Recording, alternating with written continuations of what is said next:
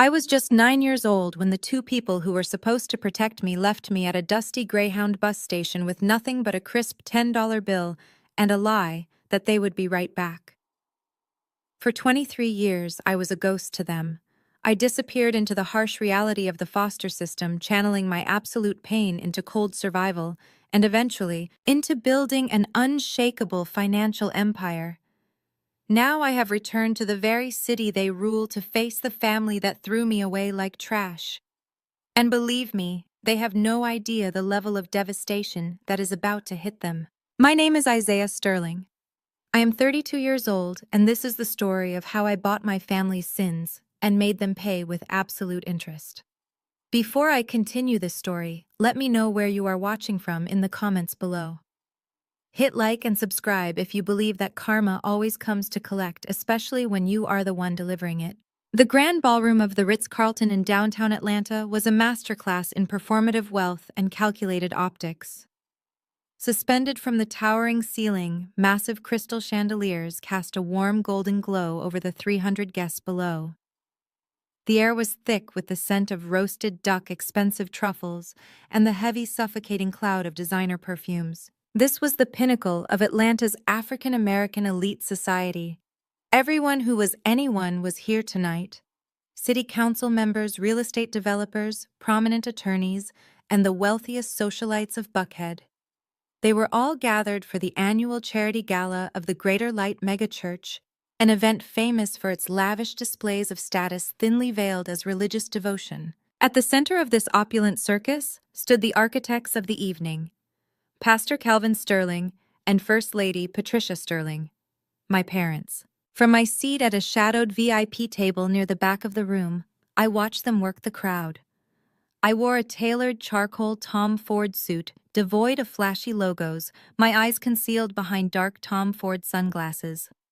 I sat perfectly still, observing the two people who had discarded me 23 years ago. Calvin looked exactly as I remembered, only more polished. He wore a custom-tailored midnight blue tuxedo that hugged his shoulders perfectly, his silver hair cropped in a sharp, distinguished fade. His voice, amplified by the state-of-the-art sound system, boomed across the ballroom with the practiced hypnotic cadence of a man who sold salvation for a premium. Beside him, Patricia was the picture of pristine grace. She wore an emerald green silk gown that swept the floor, a diamond necklace resting heavily against her collarbone. Her smile was blindingly bright, radiating a manufactured warmth that fooled everyone in the room. Everyone except me. I swirling the ice in my crystal glass of aged bourbon, absorbing the sheer audacity of their performance. Calvin stepped up to the acrylic podium, gripping the edges with a dramatic flair. The room quieted down, the clinking of silverware against fine china coming to a complete halt. Brothers and sisters. Calvin began, his voice dropping an octave to convey deep spiritual weight. We are gathered here tonight not just to break bread, but to break ground on a new vision. The Greater Light Youth Annex will be a sanctuary for our community. But to build this sanctuary, we need your faith. And more importantly, we need your commitment. An usher stepped forward, carrying a velvet pillow. Resting on top of it was a literal brick painted entirely in gleaming gold. This is the golden brick, Calvin announced, gesturing broadly. It represents the foundation of our future. We are opening the silent auction for this symbolic cornerstone at $50,000. Who among you has the faith to lay the first stone for our youth? Who is ready to be a champion for the Lord tonight? The audacity was staggering. $50,000 for a painted piece of clay framed as a moral obligation. I watched the elite crowd shift uncomfortably. A few hands went to their checkbooks, but the exorbitant starting price caused a heavy, suffocating tension to settle over the room. Real estate tycoons looked at their wives. Politicians politely sipped their water. $50,000 was a steep price even for this crowd, especially when the economy was tightening. Calvin's smile remained fixed, but I could see the microscopic tightening of his jaw. The greedy sweat was beginning to form on his forehead. He needed this money. My private investigators had already briefed me on the church's heavily leveraged assets. This gala was a desperate cash grab disguised as philanthropy. $60,000. A voice called out from the front table. It was a local car dealership owner trying to secure his social standing. The crowd offered polite, relieved applause. "Do I hear 70? Calvin pushed his eyes, scanning the room with predatory hunger. "Do I hear 70,000 for the future of our children?" I placed my glass down on the table. The ice clinked softly against the crystal. I raised my bidding paddle, my movements slow and deliberate. $5 million. My voice was not a shout. It was a cold, commanding statement that sliced through the ambient noise of the ballroom like a surgical scalpel. I did not use a microphone yet. The acoustics of the silent room carried the words perfectly. $5 million. The reaction was visceral. The entire ballroom seemed to collectively stop breathing.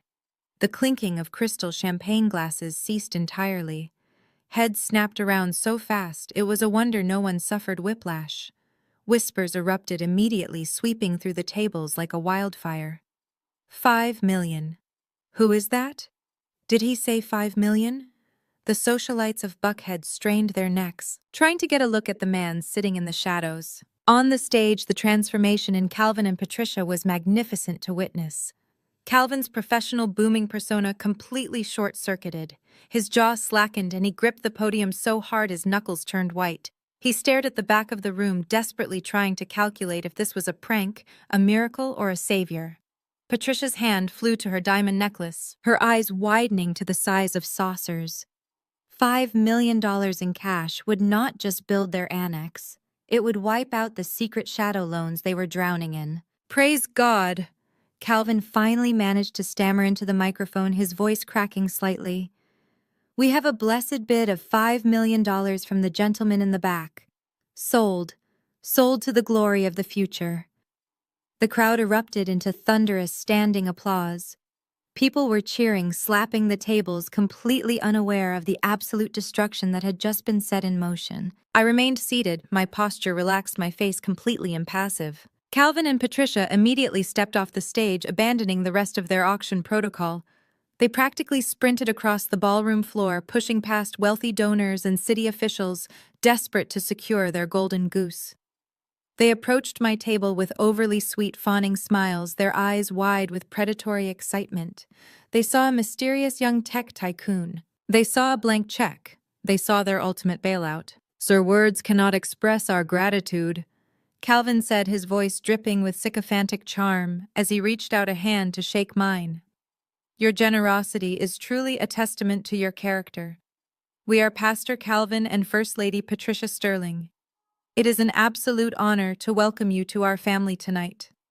Patricia leaned in, her expensive floral perfume washing over me. "You have saved our vision, young man. God sent you to us tonight. What is your name, so we may properly thank you?" I looked at their outstretched hands. I did not move to shake them.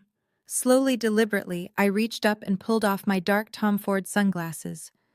I leaned forward into the warm light of the table centerpiece, allowing them to see my eyes clearly for the first time in 2 decades.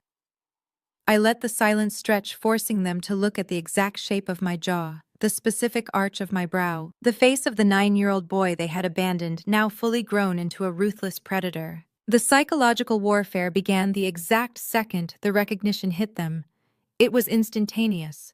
The manufactured warmth vanished from Patricia's eyes, replaced by a raw, primal terror. The blood drained entirely from her face, leaving her ash gray beneath her expensive makeup.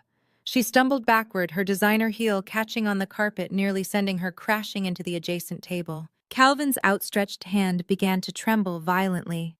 The charismatic, booming mega-pastor looked as though all the air had been violently sucked from his lungs. He opened his mouth, but no sound came out. The greedy sweat on his forehead turned completely cold. I did not yell. I did not cause a scene.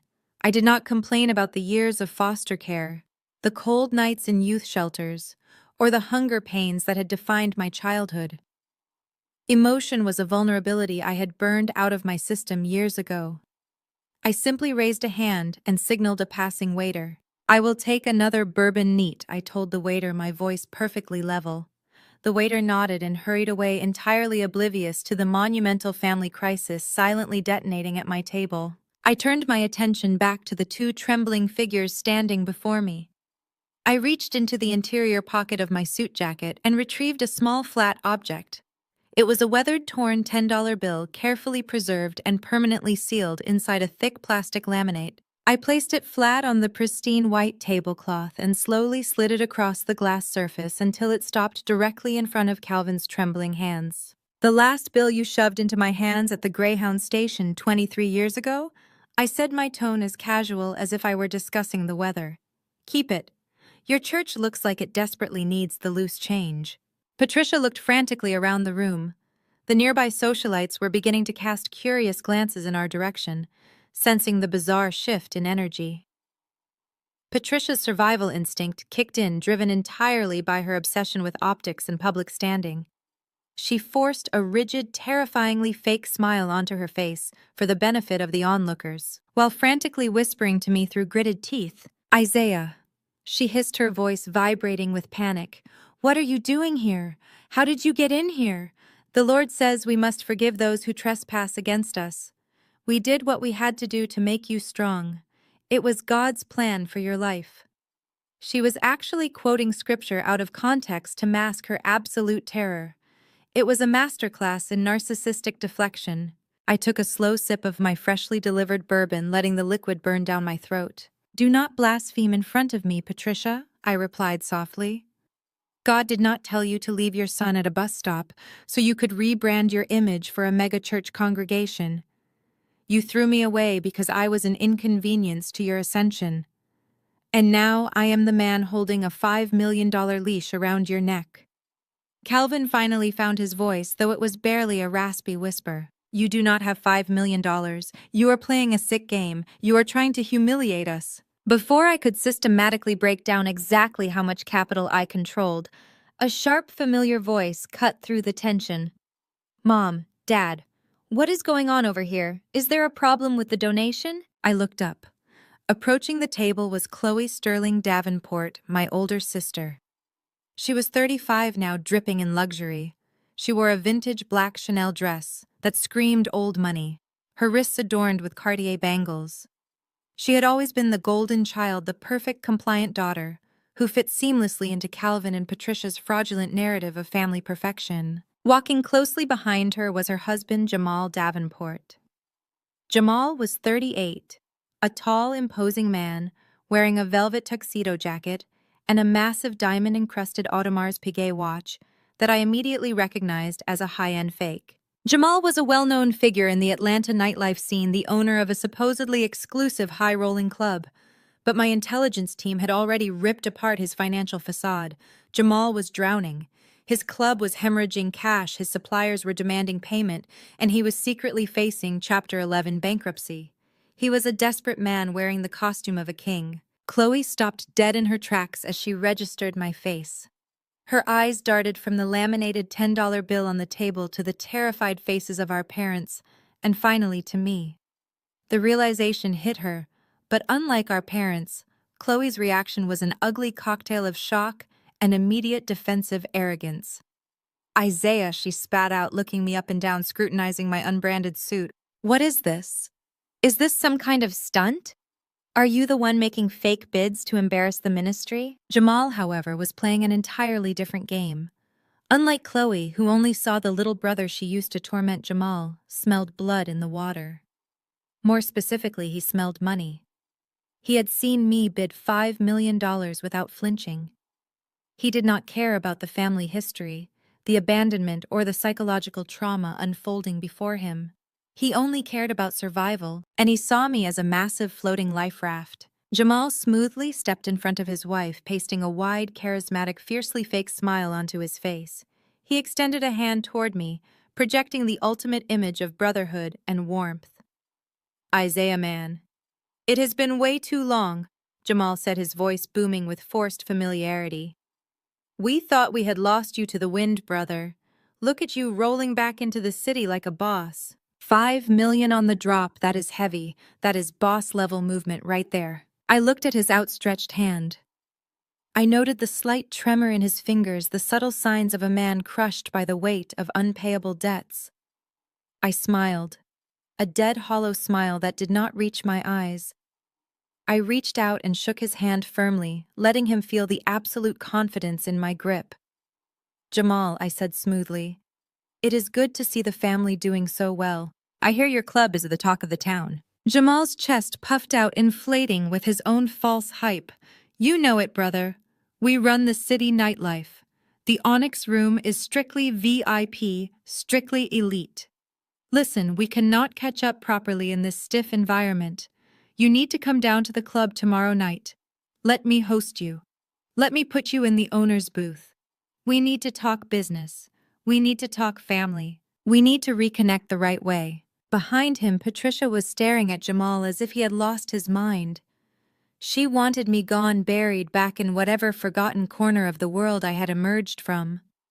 Chloe was glaring at me with deep suspicion, her arms crossed tightly over her chest. But Jamal was desperate, and his greed was overriding any sense of caution or loyalty to his in-laws. He was practically begging a predator to step into his home. I maintained my calm, measured expression. I knew exactly what Jamal was doing. He wanted to pitch me. He wanted to use the illusion of family reconciliation to extract a massive investment to save his sinking ship. He thought he was playing the slick street-smart older brother manipulating the long-lost emotionally vulnerable sibling. He had absolutely no idea that my firm had already acquired the commercial lease on his nightclub. He had no idea I was already his landlord. "I would love to, Jamal," I replied, picking up the laminated $10 bill and sliding it back into my suit pocket. "I think a family reunion is exactly what we all need right now. Let us talk business tomorrow night." Jamal grinned, clapping me on the shoulder with exaggerated affection. "That is what I'm talking about. Blood is thicker than water, right? We are going to do big things together. Isaiah, mark my words." I looked past Jamal, meeting my father's terrified, unblinking stare. Calvin knew. Even if Jamal was too foolish and desperate to see the trap, Calvin's survival instincts were screaming at him. He recognized the absolute danger standing in front of him. "I agree, Jamal," I said softly, never breaking eye contact with my father. "We are going to do monumental things together. Have a blessed evening. Pastor, First Lady, Chloe, I will see you all very soon." I turned and walked away from the table, my posture perfectly straight, my steps measured. The gala continued around me, the elite attendees completely ignorant of the fact that the most powerful family in their circle had just been marked for absolute systematic financial destruction. The trap was set, the bait was taken, and the execution was about to begin. The Sterling estate in Buckhead sat behind towering wrought iron security gates, acting as a sprawling limestone monument to tax-exempt greed. Walking through the massive double mahogany front doors felt exactly like entering a modern pharaoh's tomb. The grand foyer featured a sweeping double staircase flanking a custom-painted oil portrait of Calvin and Patricia that stood at least 8 feet tall. Every square inch of the mansion was carefully designed to intimidate visitors and project an overwhelming aura of divine prosperity. The formal dining room was even more offensive. A massive cascading crystal chandelier, which likely cost more than the average congregant earned in an entire decade, hung ominously over a 20-seat dining table carved from a single slab of imported Brazilian mahogany. Tonight, however, we sat at one extreme end of it. We were a small, tense cluster of 5 people surrounded by vast, echoing excess. The heavy gold leaf trim on the crown molding caught the ambient light, gleaming with the hard-earned tithes of single mothers, working-class families, and devout seniors who genuinely believed they were buying favor with God. I took my assigned seat at the table. The china was bone-white with real gold edging. The silverware was heavy, ornate, and polished to a blinding shine. Everything in this room screamed of a desperate, unchecked misuse of congregation funds. I placed my thick linen napkin on my lap and remained completely silent, observing the absolute toxicity radiating from the people who shared my bloodline. Patricia sat at the opposite end of the table wearing a different but equally expensive emerald silk dress for what was supposed to be a quiet Sunday family dinner. She folded her manicured hands together, resting them under her chin, and flashed her flawless, unnaturally white veneers. "Isaiah," she began, her voice immediately adopting that melodic, highly practiced cadence she utilized for televised sermons and emotional charity appeals. The Lord works in mysterious and profound ways. You must know that we have wept for you. We have prayed for your safety every single night since you left us. When we had to let you go, you must understand it was not out of malice or cruelty. It was a divine test of faith. We saw a rebellious, untamed spirit in you that desperately needed to be forged in the fire of the real world. God spoke to us clearly and told us that keeping you in this house of luxury and comfort would only weaken your soul and blind you to your true potential. We had to release you so the Lord could break you down and build you back up into a strong man, a conqueror, a king. We made the ultimate parental sacrifice by letting you face the wilderness. And look at you now. You return to us successful and wealthy. The Lord's plan is always perfect, and our tough love was the catalyst for your greatness. She smiled warmly, entirely convinced by her own twisted religious gaslighting. She was flawlessly using scripture to sanitize child abandonment, framing a heinous, unforgivable crime as a holy sacrifice. She genuinely believed her own performance. Chloe scoffed loudly from across the table, swirling a heavy pour of imported Pinot Noir in her crystal glass. She was draped in Gucci from head to toe, the interlocking logos screaming for attention and validating her fragile sense of self-worth. She eyed my suit with visible, unrestrained disdain. I was wearing a bespoke, hand-tailored piece from Savile Row crafted from pure vicuna wool. It was entirely devoid of any visible branding or flashy hardware. To her untrained, label-obsessed eyes, it looked painfully plain. To those who truly understood stealth wealth, it cost more than her entire seasonal wardrobe combined. A king. Chloe mocked, taking a slow sip of her wine and resting her elbows on the mahogany table. Let us not get carried away, Mother. Anyone can hit a lucky streak in the market or front borrowed cash at a charity gala just to make a scene. I mean, look at him. You bid $5 million last night, but you show up to a Buckhead family dinner looking like a mid-level accountant. No luxury watch, no designer labels, no real presence.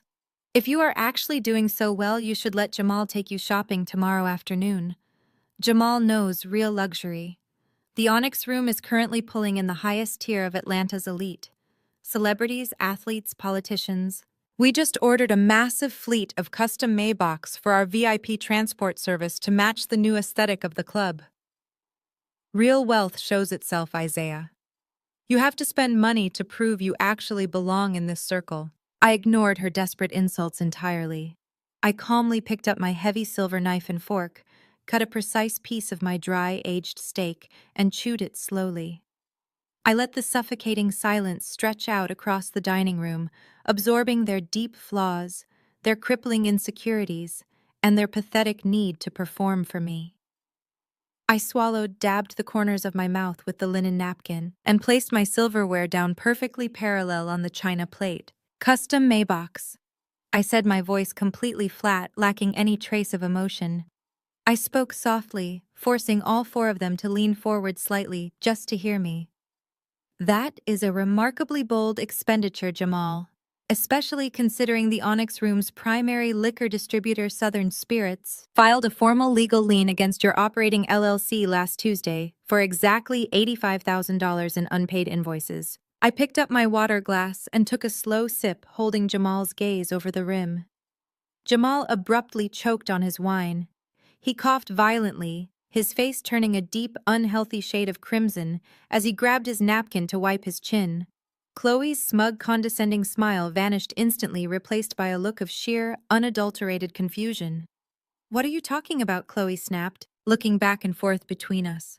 Jamal, what is he talking about? Jamal wiped his mouth, his eyes darting frantically toward Calvin for salvation. It is just a clerical error, babe. Jamal stammered, his confident swagger completely evaporating in a matter of seconds. Just a minor mix-up with the accounting software and the bank. I will have my finance guy handle it tomorrow morning. It is nothing to worry about. A clerical error, I repeated smoothly, leaning back in my chair. Fascinating. I suppose the Chapter 11 bankruptcy filing your defense attorney drafted 3 days ago is also a clerical error. Or the undeniable fact that your commercial lease is exactly 90 days in arrears, which automatically triggers the property default clause by the end of this week. Jamal's face lost all its color. He looked physically ill, staring at me, as if I were a grim reaper who had just crawled out of his own grave to collect a debt.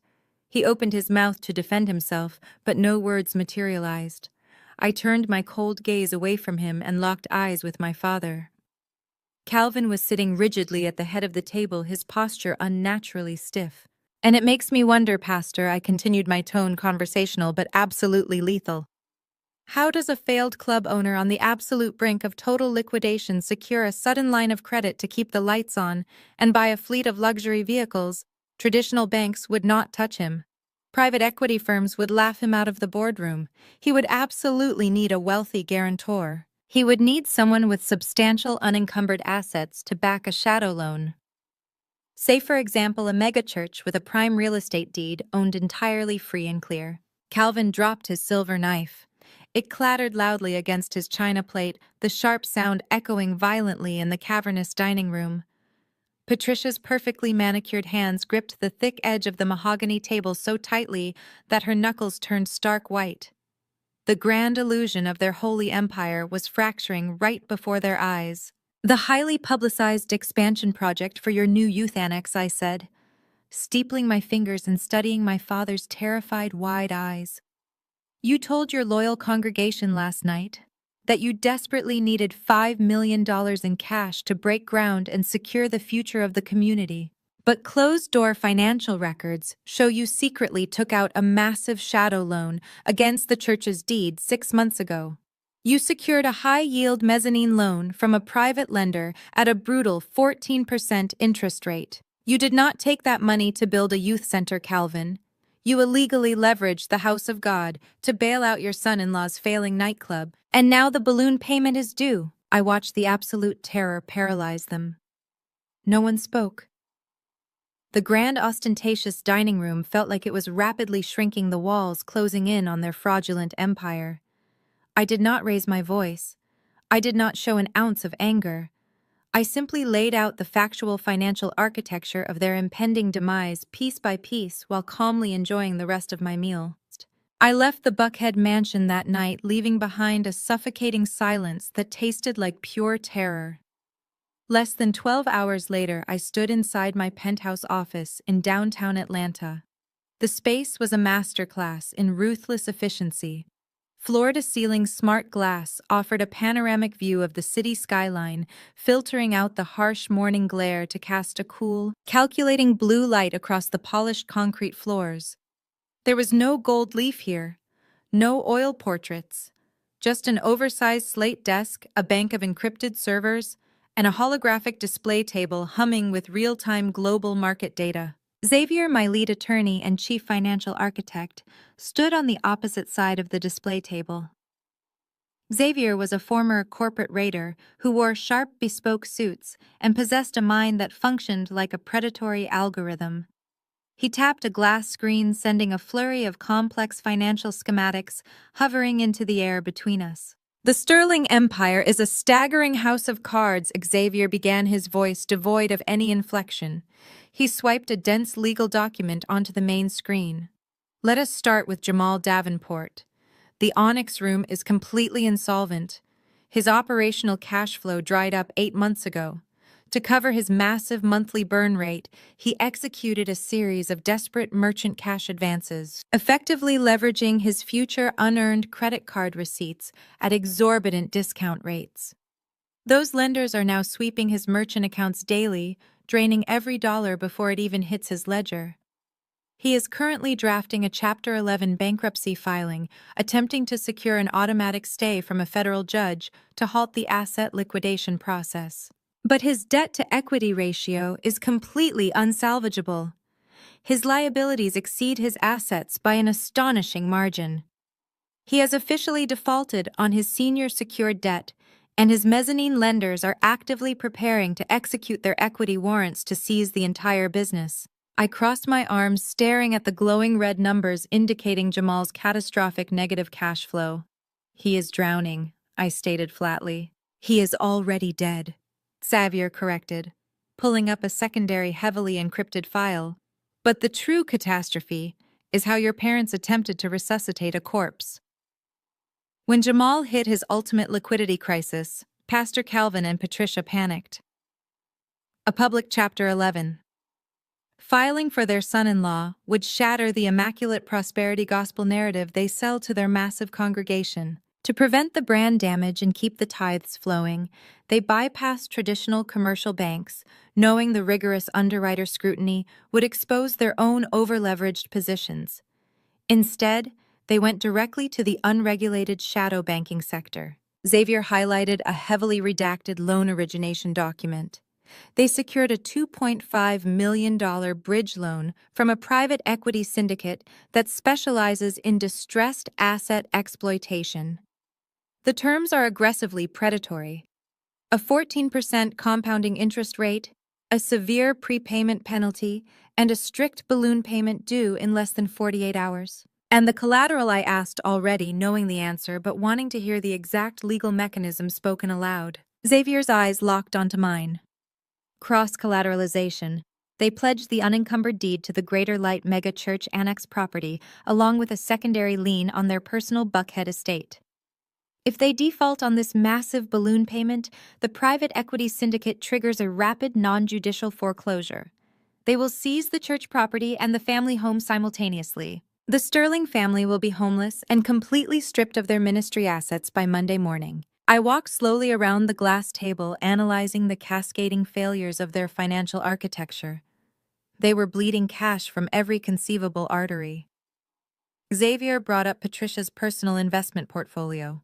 The First Lady has been attempting to generate fast liquidity through high-frequency options trading, Xavier explained, tapping a graph that plummeted sharply into the red zone. She was heavily exposed on margin betting on volatile pharmaceutical stocks. When the sector corrected last quarter, her brokerage issued immediate margin calls. To cover those calls and avoid forced liquidation of her blue-chip assets, she tapped into a revolving line of credit tied directly to the church's charitable foundation. She is actively commingling tax-exempt, non-profit donations with her personal speculative trading accounts. That is not just severe financial mismanagement, Isaiah. That is textbook embezzlement and federal wire fraud. If the Internal Revenue Service or the Securities and Exchange Commission audits that charitable foundation, Calvin and Patricia are looking at severe federal prison sentences. They are living entirely on a massive, unsustainable credit bubble. I concluded, my voice dropping to a harsh whisper. Every luxury car, every designer gown, every charity gala is funded by toxic debt, stolen capital, and borrowed time. The digital displays illuminated the dark reality of my bloodline. The pieces of the puzzle clicked together with terrifying clarity. I thought back to the Ritz-Carlton gala. I thought about the desperate, hungry look in Patricia's eyes when I bid $5 million in cash. I thought about Jamal sweating through his fake luxury suit, eagerly inviting me to his failing club to discuss a sudden equity partnership. They did not invite me to that dinner to reconcile, I said, staring at the pulsing red numbers of their impending defaults. They do not feel an ounce of remorse for abandoning a 9-year-old boy at a bus station. They do not see a son who miraculously survived the foster system. They see a sovereign wealth fund. They see a pristine, untapped balance sheet ready to be exploited. Xavier nodded grimly, swiping away the church documents to reveal a newly intercepted email chain between Jamal and his defense attorney. Jamal is currently drafting a fraudulent joint venture contract for your meeting tonight at the VIP lounge. He intends to frame it as a lucrative buy-in for his nightclub. The contract is buried in dense corporate legalese, but the core mechanism is a toxic liability transfer hidden within a subordination agreement and a capital contribution clause. He expects you to inject $2 million in raw capital, which his documents legally classify as a non-refundable equity buy-in rather than a secured loan. If you sign it, you legally absorb his senior debt obligations while forfeiting any real operational control over the Onyx Room. They want to use your verified liquid assets to immediately satisfy their aggressive shadow creditors, while leaving you holding an empty, worthless shell corporation. You are their targeted bailout, an ignorant piggy bank they plan to smash open to fix their own catastrophic failures. The psychological weight of the revelation settled heavily over the high-tech office. For 23 years, I had built my empire on the foundational belief that my parents had discarded me simply because I was an unwanted burden. I had hardened my heart, transforming my childhood trauma into premium fuel for absolute success. Yet stepping back into their world, the ultimate truth was infinitely more grotesque. They were not just cruel, they were predatory parasites. They had stripped their devoted congregation blind, leveraged their holy sanctuary for pure vanity, and now facing total systemic financial ruin, they fully intended to strip mine, their discarded son, to save their fraudulent kingdom. Isaiah Xavier said quietly, breaking the silence. We have enough documentary evidence right here to trigger a federal grand jury investigation. I can forward the commingled foundation ledgers to the Federal Bureau of Investigation White-Collar Crimes Division today. We can have Calvin and Patricia in federal custody before the weekend begins. The private equity firm will seize the church. The commercial banks will foreclose on Jamal. We can walk away right now and let the legal system obliterate them entirely. I turned away from the digital table and looked out the massive glass windows at the sprawling Atlanta skyline. The morning sun was glaring off the skyscrapers, casting long, sharp shadows across the city blocks. Calling the authorities would be clean. It would be highly efficient. It would be entirely unsatisfying. I did not spend over 2 decades crawling out of the gutter just to let a federal prosecutor take the final shot, I replied slowly, adjusting the cuffs of my custom suit. Arresting them is a simple bureaucratic procedure. They would spin it. They would play the ultimate victims. Calvin would stand in front of a judge and claim religious persecution. Patricia would cry on national television. Jamal would blame systemic disadvantages. They would weave their financial crimes into a grand martyrdom narrative for their loyal flock. I turned back to Xavier, my expression carved from solid ice. No, I want total systemic annihilation. I want them to build their own scaffold, and I want to be the one who pulls the lever. What is the exact directive? Xavier asked, his hands hovering over the encrypted terminal keyboard, ready to execute my orders. I walked back to the table and pressed my hand flat against the glowing display of the church's shadow loan. Do not call the authorities yet. Contact the private equity syndicate holding the church's debt. I want to buy that entire loan portfolio immediately, and I will pay a heavy premium to expedite the transfer. Wire the funds directly from my primary holding company. Next, execute a hostile takeover of the regional bank holding the primary mortgage on the Buckhead mansion. Buy up a controlling stake of their distressed debt packages if you have to. Lock down every single lien, every margin call, every uncollateralized line of credit tied to the Sterling name. I want their credit cards, their automotive leases, and their private wealth management accounts completely frozen the exact second I give the ultimate signal. Xavier's eyes widened slightly as the sheer devastating scale of the operation dawned on him. You are going to become their sole creditor. I am going to own everything they breathe on, I stated with absolute terrifying conviction. By the time I step into Jamal's club tonight to look at his pathetic contract, I want to be the legal owner of the very ground he stands on. Prepare the transfer papers, Xavier. We are going to let them think they are setting a brilliant trap. We are going to let them hand me the noose. It was a flawlessly designed execution. I would show them exactly what happens when you abandon a child and attempt to manipulate a grown man. Xavier gave a sharp professional nod, his fingers flying across the terminal to execute the hostile corporate acquisitions. The digital screens around us shifted rapidly from red liability warnings to green acquisition confirmations. The shadow debt was being transferred. The banking lines were being aggressively secured. The Sterling family was desperately treading water trying to stay afloat, completely unaware that the ocean they were swimming in now belonged entirely to me. Across the city 10 miles north of my downtown stronghold, the Davenport residence was suffocating under the invisible crushing weight of imminent financial ruin. The 6-bedroom modern architectural marvel sat on a meticulously manicured acre in the heart of Buckhead. From the street, the pristine limestone exterior projected an image of absolute, untouchable elite status. But inside the expansive home office, the atmosphere was thick with the scent of stale liquor and raw, unfiltered panic. Jamal Davenport was sweating profusely, the moisture glistening against his dark skin under the harsh glare of an antique brass desk lamp. The collar of his designer dress shirt was completely unbuttoned, his expensive silk tie discarded carelessly on a velvet chaise lounge. He stared at the glowing screen of his MacBook Pro, his bloodshot eyes frantically scanning the dense, convoluted blocks of legal text.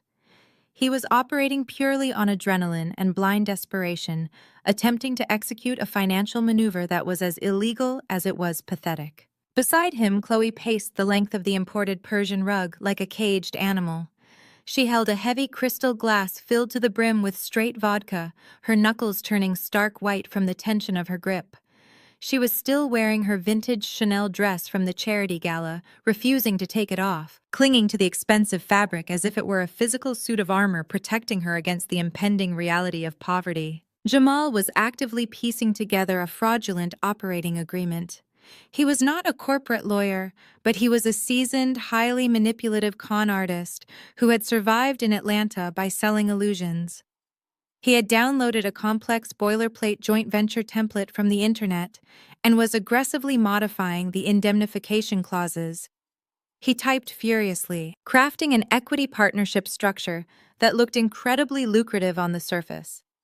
The heavily doctored document promised a 40% ownership stake in the Onyx Room in exchange for a $2 million initial capital contribution. However, buried deep within the fine print hidden beneath layers of deliberately convoluted corporate jargon was a highly toxic liability transfer. The specific clause stipulated that the new equity partner would immediately assume full personal liability for all of the nightclub's existing senior secured debt. Jamal was attempting to legally handcuff me to his sinking ship. If I signed that paper, my clean, verified liquid assets would be instantly drained by the banks to satisfy his angry creditors, and I would be left holding a worthless, bankrupt shell of a company. Chloe stopped pacing and leaned over Jamal's shoulder, her eyes narrowing as she read the glowing screen. "Make sure the capital contribution clause is strictly irrevocable," she snapped, taking a sharp, desperate sip of her drink. "He cannot have any legal loophole to pull the funds back once the wire transfer clears the escrow account. We need that $2 million locked in before the commercial banks open on Monday morning." Jamal wiped a thick bead of sweat from his forehead with the back of his hand. "I am burying the liability assumption in Section 4, sub-paragraph C," he muttered, his fingers shaking slightly as they hovered over the keyboard. "He will not see it. He is a venture capitalist, sure, but he is looking for a family reunion. He is highly emotional right now. He just dropped $5 million at a church gala simply to impress our parents and make a statement. He wants to belong to us again. We play entirely on that psychological weakness.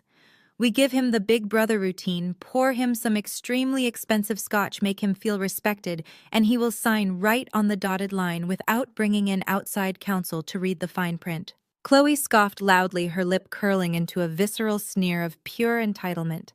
"He is just trying to buy his way back into our good graces. It is pathetic, really. He thinks throwing money around makes up for the fact that he was always the problem child.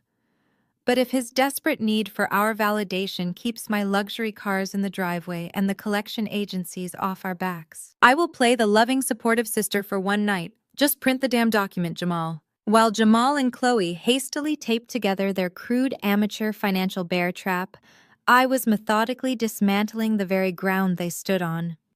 Back in my penthouse command center, the environment was completely devoid of panic stress or desperation. There was only the quiet, rhythmic hum of high-performance encrypted servers and the soft, precise tapping of Xavier executing my lethal commands. The holographic display table shifted from the club's isolated financial schematics to the broader, interconnected Sterling family asset portfolio. I was not simply investigating my parents and my sister.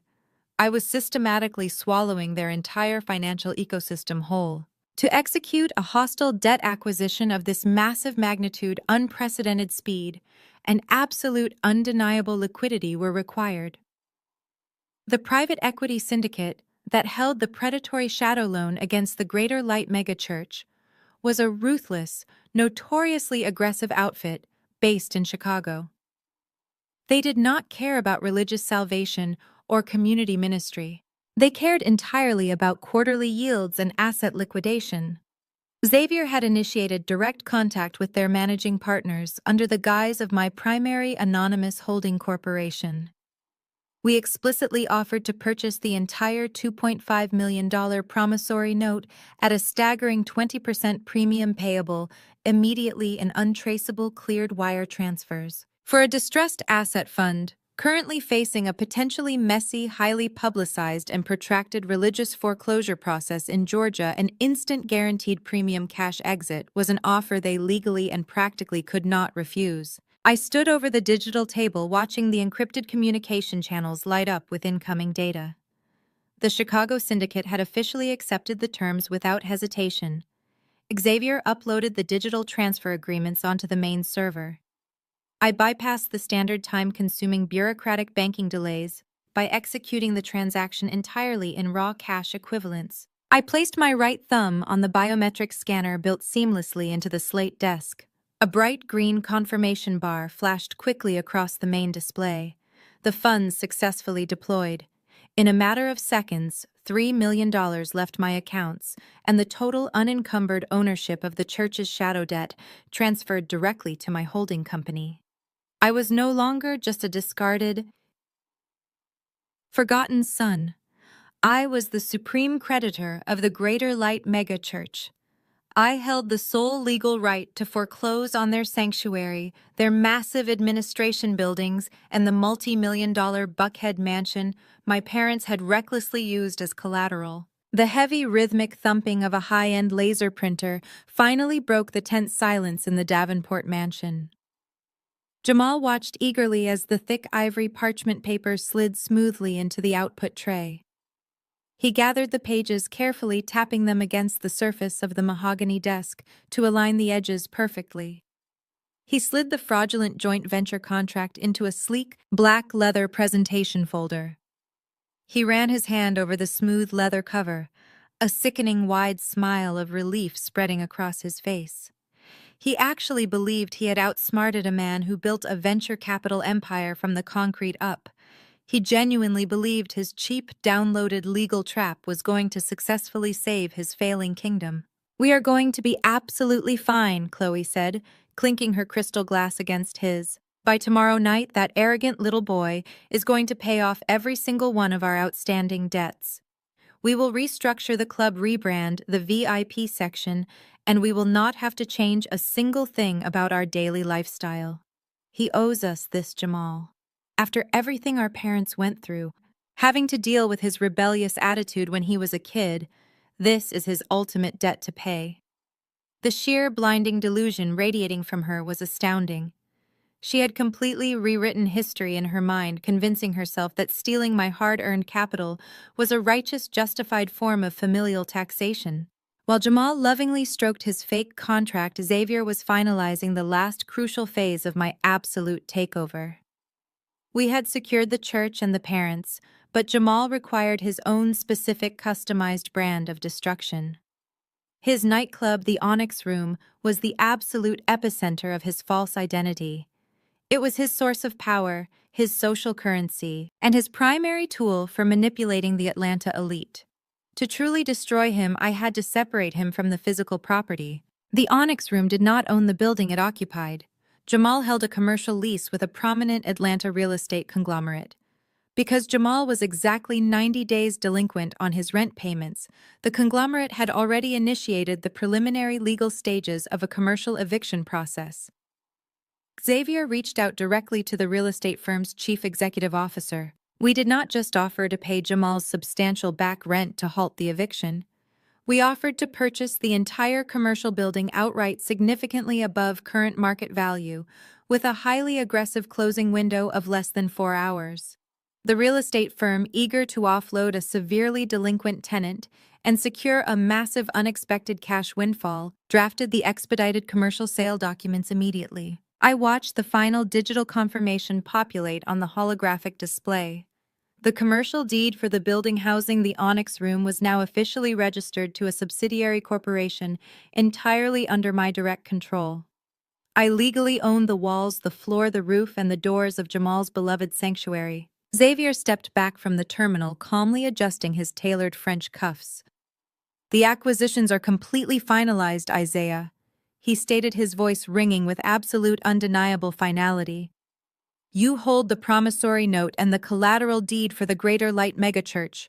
You hold the secondary lien on Calvin and Patricia's primary residence. You hold the commercial deed for the Onyx Room. Furthermore, we have successfully frozen their auxiliary credit lines by triggering standard risk assessment protocols through our primary banking partners. They cannot access a single dollar of extended credit anywhere in the state. They are entirely isolated. They are standing directly on a trapdoor, and you are holding the release lever. I looked at the digital map of Atlanta glowing brightly on the table, red markers indicating the specific properties I had just conquered. My family was sleeping soundly across the city, completely unaware that their entire financial existence had been annexed while they plotted to steal my wealth. They were marching eagerly toward the VIP lounge tomorrow night, armed with a fraudulent contract, fully expecting to slaughter a sheep. They had absolutely no comprehension that they were walking directly into the jaws of an apex predator. The time for observation was officially over. The time for execution had arrived. I instructed Xavier to prepare the true transfer documents for the meeting. I was going to let Jamal pitch his pathetic scam. I was going to let him pour the expensive champagne and present his fraudulent paperwork. And then with the swift, merciless strike of a pen, I was going to legally obliterate him. The Onyx Room was a masterclass in aggressive mediocrity dressed up as high society. The heavy bass of the club's state-of-the-art sound system vibrated violently through the sticky floorboards, rattling the cheap acrylic chandeliers hanging from the ceiling. Every surface was covered in dark faux velvet and gold-painted plastic, trying desperately to emulate a lifestyle that Jamal could never truly afford. The air reeked of spilled vodka, cheap cologne, and the palpable desperation of people trying to look important. Xavier and I bypassed the massive line, shivering in the damp Atlanta air, walking straight past the velvet ropes. The bouncers, recognizing the tailored authority in our stride, parted immediately without asking a single question. We were led up a narrow, dimly lit staircase to the owner's booth, an elevated glass enclosure overlooking the writhing dance floor below. Jamal and Chloe were already waiting. A bottle of what appeared to be vintage Dom Perignon sat in a silver ice bucket on the glass table, though my trained eye immediately recognized the flawed labeling of a counterfeit vintage. Jamal sprang up, his velvet jacket catching the strobe lights, throwing his arms wide in a grossly exaggerated display of brotherhood. Chloe remained seated, dabbing at the corners of her perfectly lined eyes, with a tissue already initiating the emotional performance they had rehearsed all afternoon. Isaiah! My brother Jamal bellowed over the thumping bass, gesturing to the plush leather seating. Welcome to the Empire, the best seats in the house for the best man in the city. I sat down slowly, keeping my posture perfectly rigid, while Xavier stood silently behind my right shoulder carrying a slim leather briefcase. I appreciate the hospitality, Jamal, I replied smoothly, ignoring the poured glass of fake champagne pushed toward me. Chloe let out a practiced, fragile sob, reaching across the table to gently touch my sleeve. Isaiah, we are so incredibly sorry to spring this on you. So suddenly, she whimpered, forcing a tear to escape and run down her cheek. But the family is under attack. We are facing a temporary cash flow issue, just a minor hurdle, but it threatens everything Mom and Dad have built. We desperately need a $2 million bridge loan to secure the family legacy. Jamal has put together an amazing equity partnership for you. You save the family, and you get a massive piece of the club. It is a win for everyone. Jamal eagerly slid the thick ivory parchment paper across the glass table. The binder was embossed with a gold logo. He handed me a heavy Mont Blanc pen, smiling with the manic energy of a cornered animal. It is a standard joint venture agreement, brother. Clean, simple, highly lucrative. You inject the $2 million into our operating LLC, and you instantly own 40% of the highest-grossing nightclub in the state. I did not touch the pen. Instead, I slowly opened the leather folder, my eyes scanning the dense blocks of text. I flipped past the executive summary, bypassing the hollow promises of shared revenue, and went straight to the core operating clauses. The silence in the booth grew heavy, competing against the vibrating bass from the floor below. I let the tension stretch, turning a page with deliberate, agonizing slowness. Standard joint venture. I repeated, my voice dropping to a glacial analytical register that cut effortlessly through the ambient noise. That is a fascinating categorization for a document that is fundamentally designed to execute a fraudulent transfer of senior secured debt. Jamal's confident smile fractured instantly. His hand reaching for his champagne glass stopped dead in midair. Chloe's fake crying abruptly ceased, her eyes darting between me and her husband in genuine confusion. I have built my entire career dissecting complex corporate architecture, Jamal, I said, leaning forward and tapping my index finger against the specific page. Let us examine your craftsmanship. Section 4, sub-paragraph C, the Capital Contribution Clause. You have explicitly classified my $2 million injection as a non-refundable equity buy-in rather than a secured amortized loan. In a vacuum, that might just seem like aggressive negotiating. But when you pair it with the indemnification rider buried on page 17, the architecture becomes entirely predatory. Jamal swallowed hard, a thick bead of sweat breaking out on his forehead. Isaiah Mann, that is just standard legal boilerplate. My attorneys insisted on it to protect the corporate veil. You do not have attorneys, Jamal, I replied coldly. You have a downloaded template and a desperate failing strategy. Page 17 legally binds the incoming minority equity partner, which would be me, to a full assumption of all existing corporate liabilities prior to the date of execution. You are not offering me a percentage of future revenue. You are legally attempting to transfer your crushing, unpayable debt load directly onto my personal balance sheet. If I sign this, I trigger a blanket UCC-1 filing that grants your creditors immediate claim against my personal assets. I flipped back to the first page, my eyes locking onto his terrified stare. If I sign this paper, I am legally agreeing to absorb the 3 merchant cash advances currently bleeding your operational accounts dry. I am agreeing to assume the mezzanine debt you defaulted on last month. I am voluntarily stepping in front of the executioner to take the hit for your impending Chapter 11 bankruptcy. This is not a bridge loan, Jamal. This is a financial suicide pact wrapped in velvet and cheap champagne. The absolute panic radiating from him was palpable. He looked as though all the oxygen had been violently sucked out of the VIP booth. His chest heaved and he looked frantically at Chloe for support, but she was completely paralyzed. Furthermore, I continued, twisting the knife with surgical precision. Your subordination agreement actively strips the new equity partner of any voting rights or operational oversight. I would be legally responsible for paying the millions you owe to your shadow creditors, but I would not possess the legal authority to fire you, restructure the club, or liquidate the physical assets. You drafted a toxic liability transfer disguised as an equity partnership. You designed this trap to extract my verified liquid capital to satisfy your aggressive lenders, completely shielding yourself from personal ruin while leaving me to drown in your manufactured disaster. I picked up the document and held it inches from his face. Did you honestly believe a venture capitalist would overlook a cross-default provision linked to a highly leveraged operating agreement? You are carrying 90 days of rent arrears on a triple-net commercial lease. The default interest rate compounding on your unpaid invoices is suffocating your daily cash flow. You are facing imminent structural collapse. You think I do not know why you need exactly $2 million? It is not to renovate the VIP lounge. It is because Southern Spirits filed an $85,000 lien, your payroll account is overdrawn, and your primary commercial lender is moving to freeze your operating capital. But the real urgency, the reason you are sweating through your velvet jacket, is because Pastor Calvin and Patricia leveraged the church's deed to provide you with a shadow loan, and that 14% balloon payment is due. You need my capital to save their property. You are trying to steal my money to save the fraudulent empire your in-laws built, effectively using my cash to bail out the very people who abandoned me. You mapped out a complete structural transfer of your failures onto my ledger. You thought you could blind me with familial guilt, utilizing my sister's tears as a smokescreen, while you quietly shifted your impending legal and financial destruction onto my shoulders. The breakdown was absolute. I had systematically stripped away every layer of their pathetic illusion, exposing the raw, rotting core of their greed.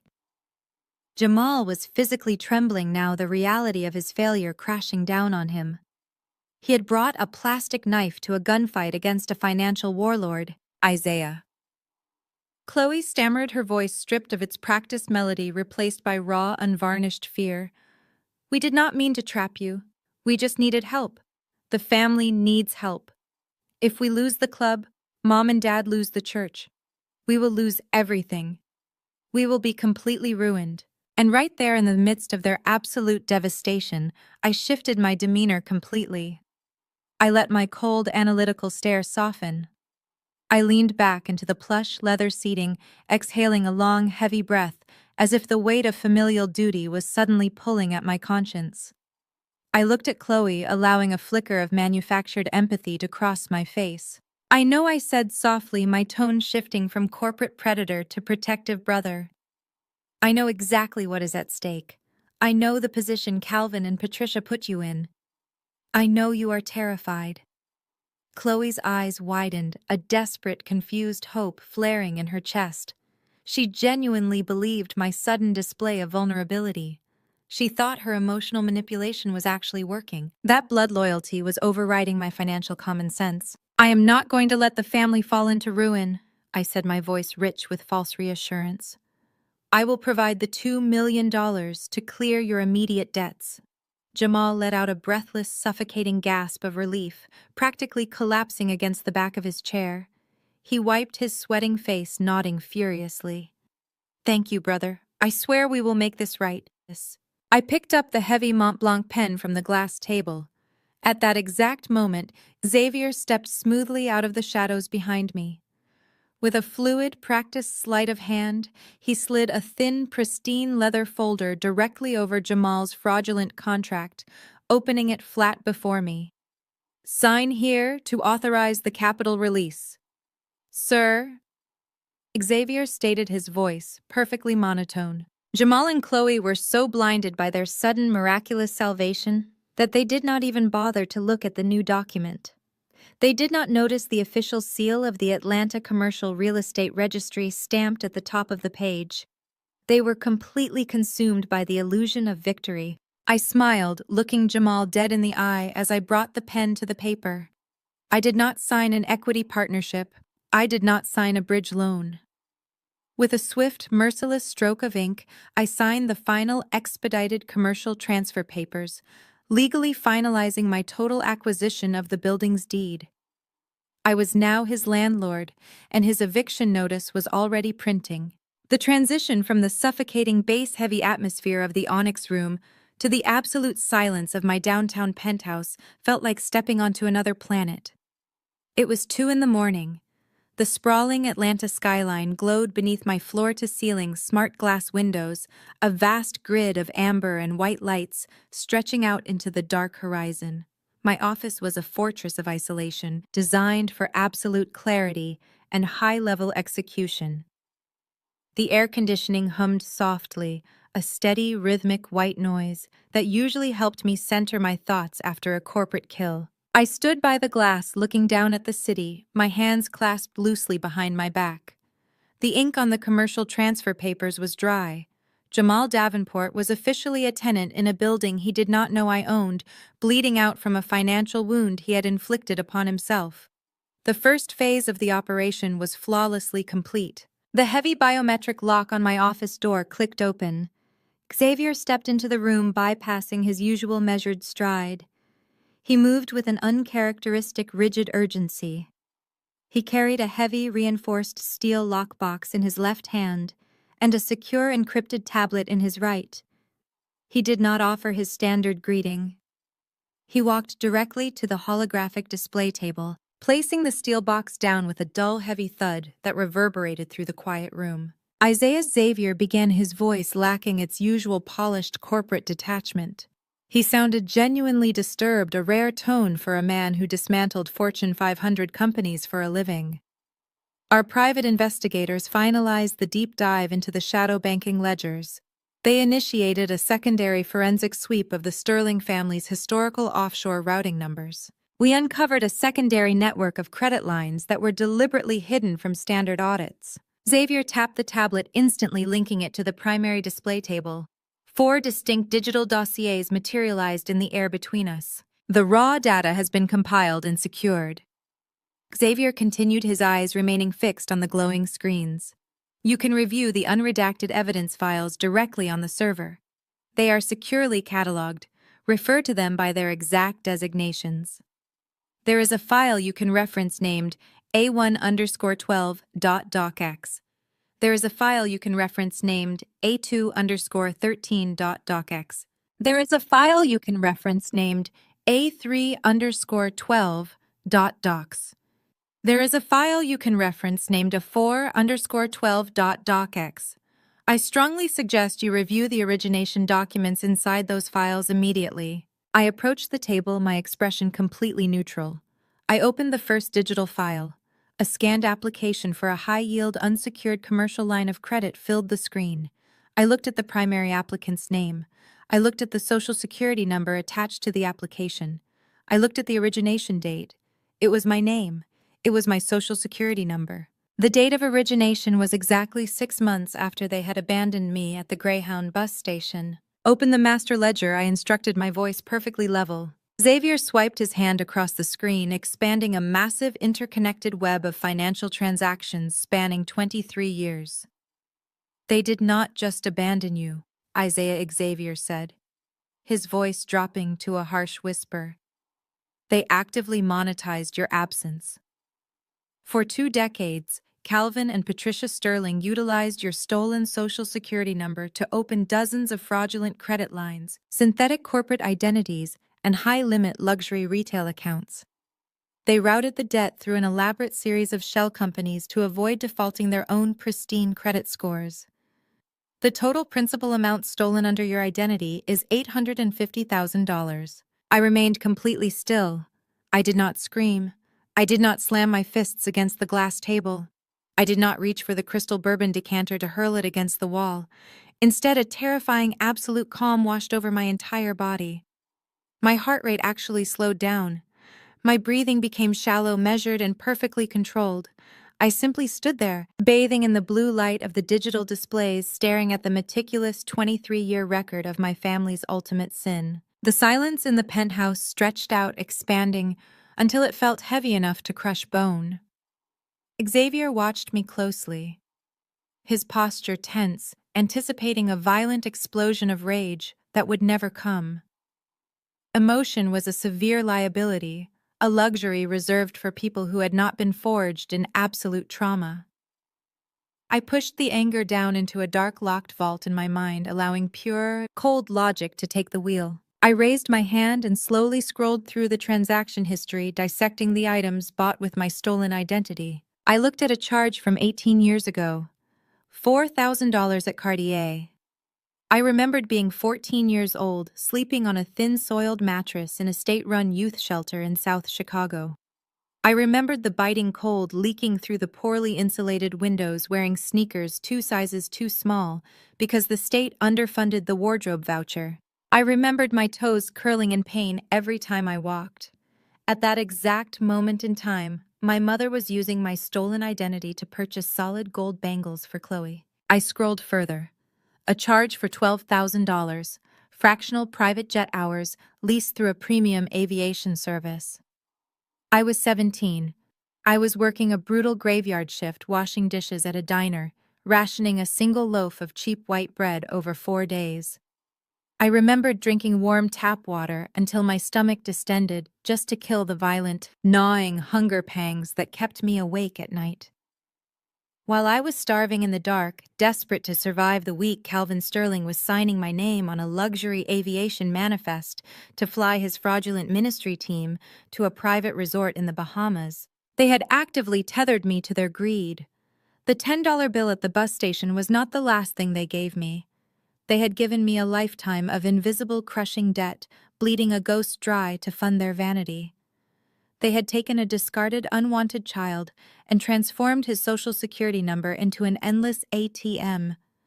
Every luxury car lease, every emerald silk dress, Every ounce of performative wealth that Chloe flaunted at the dinner table was financed by the systematic financial rape of an abandoned boy. The sheer calculated sociopathy of it was almost beautiful in its darkness. They did not just fail as parents, they functioned as highly organized financial predators. They had built their holy empire on the back of my stolen identity, confident that the disposable child they threw to the wolves would simply vanish, die, or end up incarcerated, completely incapable of ever unearthing their massive fraud. I leaned forward, resting my palms flat against the cold surface of the glass table. I stared at the signature on the original credit application. Calvin's handwriting. Bold, arrogant, unquestionable. "They are living on my blood," I whispered into the quiet room. The sound of my own voice was devoid of any humanity. It was the sound of a machine executing a lethal algorithm. Xavier stepped closer, recognizing the dangerous shift in my demeanor. "Isaiah, this instantly elevates our strategy. We are no longer dealing with simple civil litigation, predatory lending, or hostile commercial takeovers. This is a massive, multi-jurisdictional federal crime. We have incontrovertible proof of aggravated identity theft, federal wire fraud, and systemic bank fraud spanning 2 decades.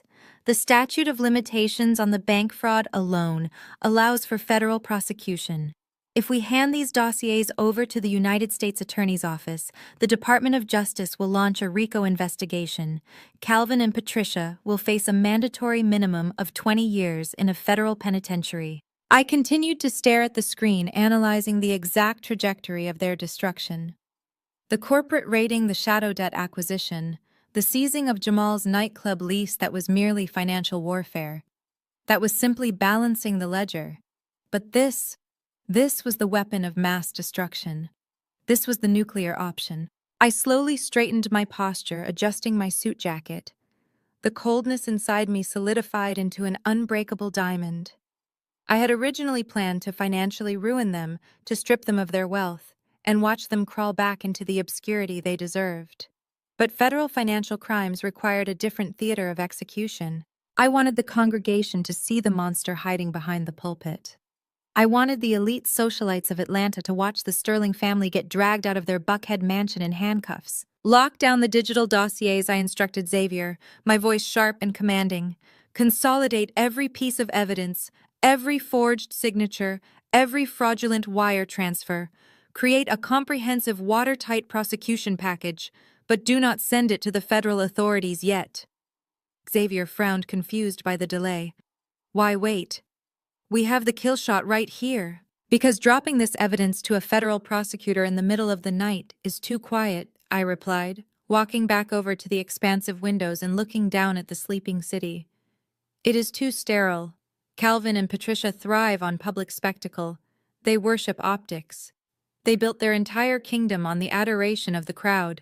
To truly destroy them, we must execute them on their own stage in front of the very people they manipulated." I turned back to Xavier, my eyes devoid of any mercy. "Tomorrow is Sunday. Calvin is delivering the keynote sermon for his highly anticipated Youth Annex expansion project. The entire congregation will be there. The local media will be there. Jamal and Chloe will be sitting in the front row, fully expecting me to wire $2 million to save their club. They believe I am their ultimate savior." I walked back to the desk, picking up my phone. "I want you to coordinate with our private security firm. Prepare a secure courier to deliver these 4 specific documents directly to the United States Attorney's Office tomorrow morning, but hold the physical delivery until I give the command. And Xavier, yes, Isaiah. Draft a formal, legally binding confession regarding the identity theft and the 23 years of fraud. Make sure the language is completely indisputable. Print it on heavy ivory paper." I looked back at the glowing red numbers on the holographic display, the staggering $850,000 stolen from a starving child to fund a kingdom of lies. "Tomorrow morning," I said softly, the words hanging in the cold air. "I am going to church." Xavier nodded, his fingers flying across the encrypted tablet to execute my final commands. The server hummed quietly in the background, processing the staggering amount of data we had just uncovered. But as he initiated the lockdown protocols on the digital dossiers, he paused, looking up at me with a rare expression of professional disagreement. "You understand the risk you are taking by delaying the federal authorities?" Isaiah Xavier stated, his voice flat and analytical. If we alert the FBI tonight, they raid the Buckhead mansion before dawn. Calvin and Patricia wake up to federal agents breaking down their custom mahogany doors. They are perp walked out in their pajamas in front of the local news crews. It is clean. It is absolute. It is legally bulletproof. I turned away from the floor-to-ceiling windows and walked back to the holographic display table. Arresting them is too easy, Xavier. I spoke the words with a chilling, detached precision. If the federal authorities take them tonight, they instantly become victims of the justice system. Calvin will hire a high-profile defense attorney. He will claim persecution. He will stand in front of a judge and spin a masterful narrative about a misunderstood clerical error or a rogue accountant. His congregation will rally behind him. They will set up legal defense funds. They will turn him into a martyr. I refuse to give him the luxury of a microphone. Xavier watched me closely, understanding the absolute finality in my tone. You want to execute a total systemic annihilation? I want them to feel the exact same terror I felt when I was 14 years old, standing on the curb at the Greyhound station with $10 in my pocket. I replied, my eyes scanning the glowing red numbers of my stolen identity. I want them to wake up in a world where the ground has completely vanished beneath their feet. I want them to reach for their power, their money, their influence, and find absolutely nothing but empty air. We are not just going to report them to the authorities. We are going to sever their life support systems simultaneously. When the federal agents finally arrive, there will be nothing left for them to salvage. I place my hands flat on the digital table, bringing up the broader schematic of the Sterling family asset portfolio. The financial architecture of their empire was built on leveraged debt and the blind faith of their creditors. It was a house of cards, and I was about to remove the bottom layer.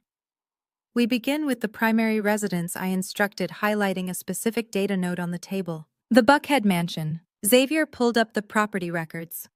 The mansion is currently mortgaged through Southern Heritage Trust, a boutique regional bank catering to high-net-worth clients in the Atlanta area. The Sterlings hold a primary mortgage of $3.2 million, plus a secondary home equity line of credit that they have completely maxed out. Southern Heritage Trust is a small player I analyzed rapidly, calculating the bank's liquidity ratios based on public financial disclosures. They are heavily over-leveraged in commercial real estate and currently facing regulatory pressure to clean up their distressed asset portfolios. They cannot afford to carry high-risk liabilities. We are going to buy the bank. Xavier raised an eyebrow, a flicker of genuine surprise crossing his stoic features. A hostile takeover of a regional bank overnight. Not the entire institution, I clarified, tapping the screen to initiate a secure connection to my primary offshore holding company. Just their distressed mortgage division. Southern Heritage has bundled a specific portfolio of high-risk luxury mortgages to sell off to private equity firms. The Sterling Mansion is sitting right in the middle of that toxic bundle. I authorized a massive, aggressive transfer of liquid capital from my primary accounts. I instructed Xavier to route the funds through 3 separate shell corporations to mask the origin of the purchase. We contacted the emergency after hours broker for Southern Heritage Trust. For a boutique bank struggling with liquidity, an anonymous buyer offering a premium cash buyout for their most toxic debt bundle in the middle of the night was an absolute godsend. They did not ask questions. They drafted the digital transfer agreements within 20 minutes. I watched the progress bar on the holographic display fill with bright green light. The transaction cleared. The electronic deed transfer registered in the secure county database. I now legally hold the primary mortgage on the Buckhead Mansion. I stated, my voice echoing in the quiet penthouse. I hold the note. I hold the equity line. Because they missed their last 2 payments, I have the legal authority to call the entire loan due immediately. They have exactly 0 days to cure the default. They do not own that house anymore. I do. Xavier updated the master ledger, placing a bright red lock icon over the digital representation of the Sterling Mansion.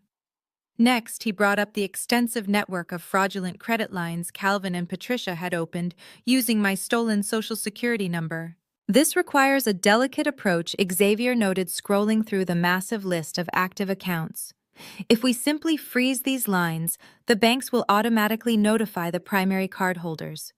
Calvin and Patricia will receive text alerts on their phones immediately. It will tip them off before the church service. We do not freeze them from the outside. I countered, a cold, predatory smile touching the corners of my mouth. We weaponize the fraud against them. Since these accounts were opened using my legal identity, I am technically the primary account holder. I have the absolute legal authority to report these specific cards as stolen. I authorized Xavier to initiate automated fraud protocols directly with the major credit bureaus. We did not flag the accounts for minor suspicious activity. We triggered a catastrophic systemic identity theft lockdown. Because my stolen Social Security number was intimately linked to Calvin and Patricia's legitimate banking profiles through years of cross-collateralization and shared addresses, the fraud alerts immediately bled over into their personal accounts. Within 60 seconds, the algorithms at Visa, MasterCard, and American Express flagged every single piece of plastic the Sterling family possessed. Xavier watched the cascading alerts light up the display screen. "It is done," he confirmed, his voice laced with dark satisfaction. "Every credit card, every debit card, every corporate expense account tied to the Sterling family name has been aggressively frozen due to suspected severe federal identity theft. If Chloe tries to buy a cup of coffee tomorrow morning, her card will decline. If Patricia tries to pay the private chef, the transaction will hard bounce. They have absolutely zero liquidity. They cannot access a single dollar." I continued the systematic strangulation. I targeted the fractional private jet membership my father used to fly his ministry team around the country.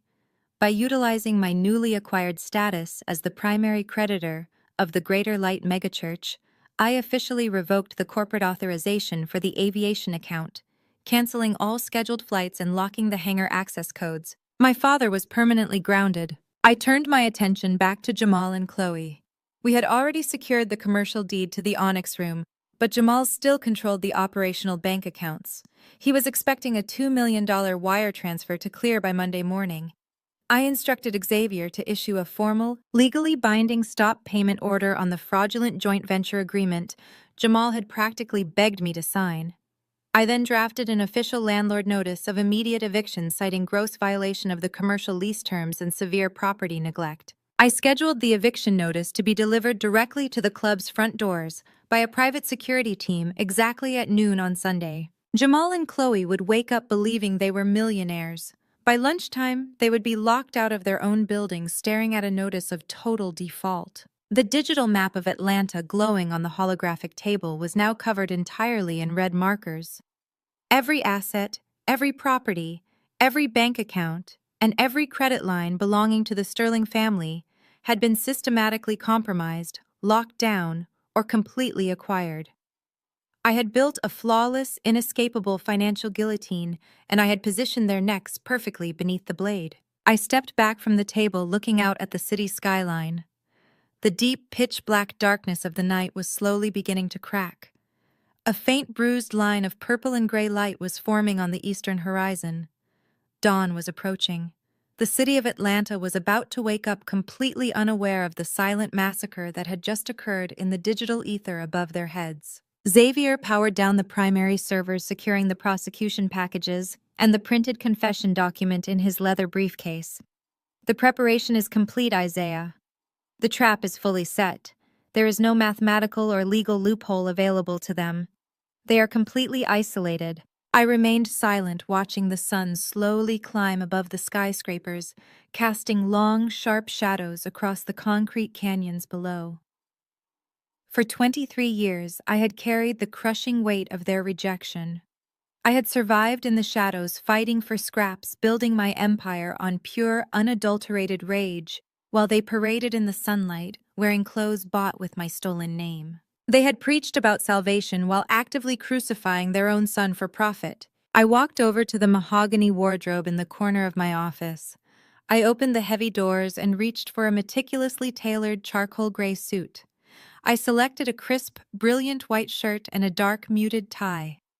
I dressed with slow, deliberate precision, treating the garments like a suit of armor. I fastened a heavy platinum watch around my wrist, checking the time. It was 6 in the morning. The time for planning was officially over. The time for execution had finally arrived. I adjusted my cuffs, staring at my reflection in the dark glass of the window. The boy who had cried at the Greyhound station was dead. The man looking back at me was a force of absolute reckoning. "Bring the car around to the private garage, Xavier," I commanded, my voice devoid of any warmth, any hesitation, or any mercy. I turned away from the window and picked up the thick ivory envelope containing the printed confession and the federal evidence dossiers. It is time to go to church, the greater light. Megachurch was not a place of worship. It was a sprawling $50 million monument to my father's unchecked ego and insatiable greed. The architecture resembled a modern high-tech sports arena rather than a sanctuary. It featured a massive soaring glass atrium, cascading indoor water features, and a sprawling VIP parking lot currently packed with luxury European imports. As Xavier navigated my armored Maybach through the restricted pastoral entrance, the sheer scale of the operation settled over me. 5,000 congregants were already packed tightly into the stadium seating. High-definition broadcast cameras mounted on motorized jibs swept across the massive auditorium, live-streaming the morning spectacle to hundreds of thousands of devoted viewers across the globe. Local politicians, city council members, and wealthy Atlanta real estate developers occupied the reserved platinum seating in the first 3 rows.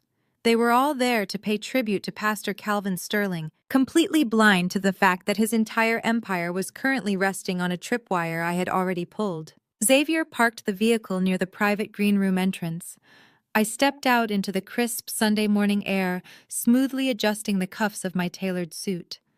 Xavier fell in step directly behind my right shoulder, carrying the slim leather briefcase that contained the absolute documented destruction of the Sterling family. We bypassed the standard security checkpoints without a word, the senior ushers recognizing my face from the charity gala the previous night, and assuming I was the newly returned prodigal billionaire, practically bowed as they opened the heavy mahogany doors leading directly into the main sanctuary. The wall of sound hit me instantly. A massive 12-piece contemporary gospel band was concluding their opening set, the heavy bass reverberating violently through the floorboards. The lighting shifted dynamically, cutting the bright house lights and replacing them with a dramatic single spotlight, illuminating the center of the sprawling acrylic stage. Calvin Sterling stepped confidently into the light. He wore a custom-tailored midnight blue suit that I knew for an absolute fact was purchased using a credit card opened under my stolen Social Security number. He held a leather-bound Bible in one hand and a wireless microphone in the other. He looked powerful, untouchable, and completely in his element. I stood completely still in the shadows at the very back of the auditorium, remaining entirely out of sight as I surveyed the psychological trap my father was setting. Patricia sat in the dead center of the front row, wearing a dazzling white designer dress, her hands clasped together in an attitude of perfect pious devotion. 2 seats down, Chloe and Jamal sat shoulder to shoulder. Jamal was practically vibrating with smug, arrogant energy, wearing a fresh silk tie, completely convinced that my $2 million wire transfer was currently clearing into his commercial bank account. They all looked so secure, so comfortably insulated by their stolen wealth and the blind adoration of the 5,000 people sitting behind them. Calvin raised his hand and the band immediately cut the music. A breathless, expectant silence fell over the massive room. He bowed his head for a long theatrical moment before looking up at the crowd, his eyes shining with practiced manufactured emotion. "Brothers and sisters," Calvin bellowed, his rich baritone voice echoing flawlessly through the state-of-the-art acoustic system. "Today is not a standard Sunday. Today is a day of absolute undeniable miracles. Today we are witnessing the physical manifestation of God's restorative grace right here in our sanctuary. For years, I have stood behind this pulpit and preached about the parable of the prodigal son. I have spoken to you about the deep, lingering pain of a father waiting on the porch, staring at the horizon, praying every single night for his lost boy to return home. The congregation murmured in loud agreement, a wave of sympathetic amens rippling through the crowd. My mother reached up and dabbed at her dry eyes with a lace handkerchief, performing her role as the long-suffering, heartbroken matriarch flawlessly for the cameras. I know that pain, Calvin continued, his voice dropping an octave, cracking with fake, calculated vulnerability. I know the sleepless nights. I know the sheer agony of a fractured family. But I also know the glory of restoration.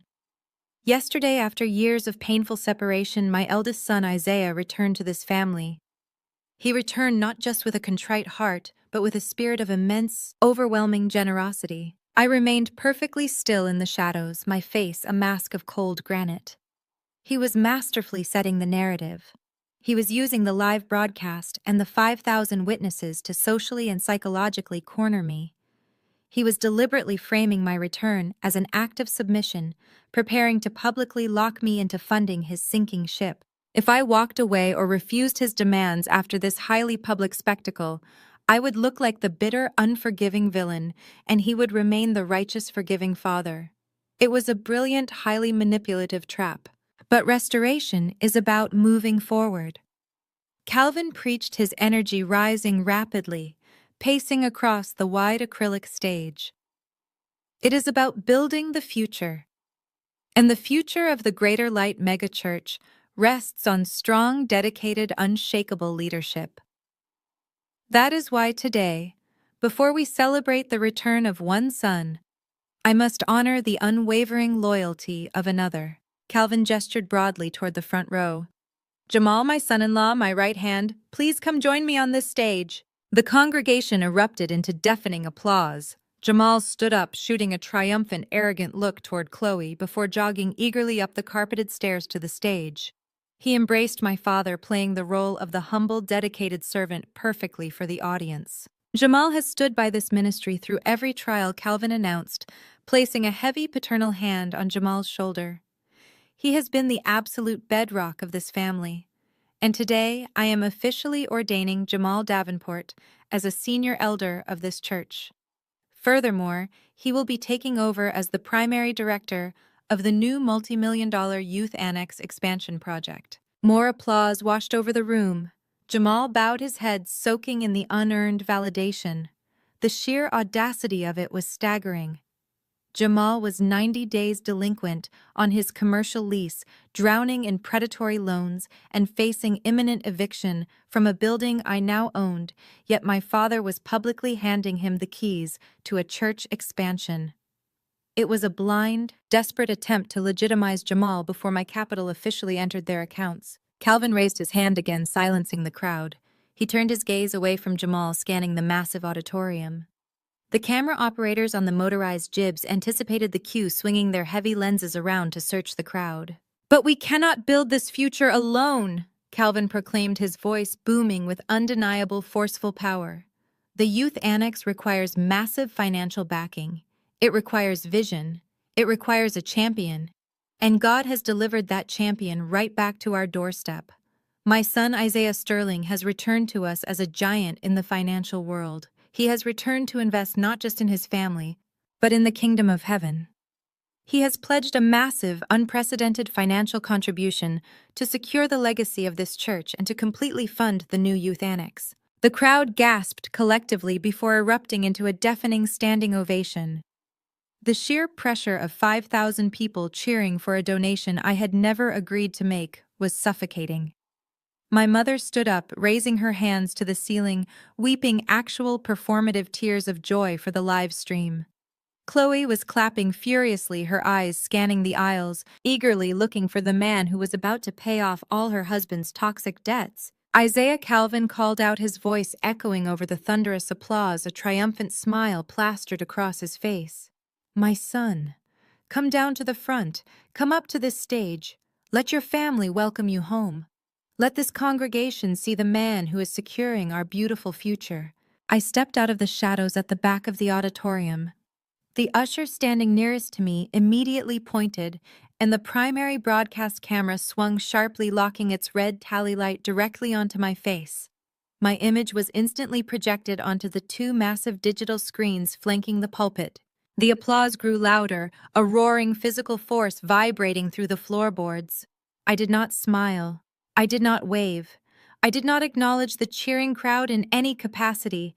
I simply began walking down the center aisle. My pace was slow, measured, and terrifyingly calm. I looked entirely out of place in this cathedral of false emotion. I was wearing a bespoke, dark charcoal suit that screamed Wall Street predator, not prodigal son.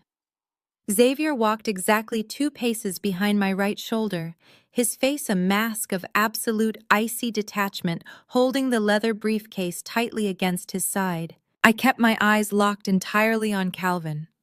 As I walked closer, the distance shrinking with every measured step, I watched the subtle creeping changes in his expression. The triumphant, booming smile playing across his lips began to falter. The sheer, unyielding coldness radiating from my eyes was not the look of a contrite son seeking validation. It was the look of an executioner stepping onto the scaffold. I reached the front of the auditorium.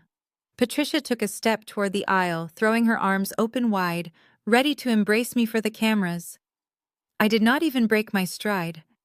I walked straight past her extended arms, leaving her standing awkwardly in the aisle, her fake smile freezing on her face. Chloe's clapping slowed and then stopped completely as I passed her row. The arrogant gleam in Jamal's eyes vanished, replaced by a sudden creeping confusion. I climbed the 5 carpeted steps to the main stage. The applause in the room began to sound uncertain, tapering off, as the congregation collectively sensed the severe, heavy tension radiating from the pulpit.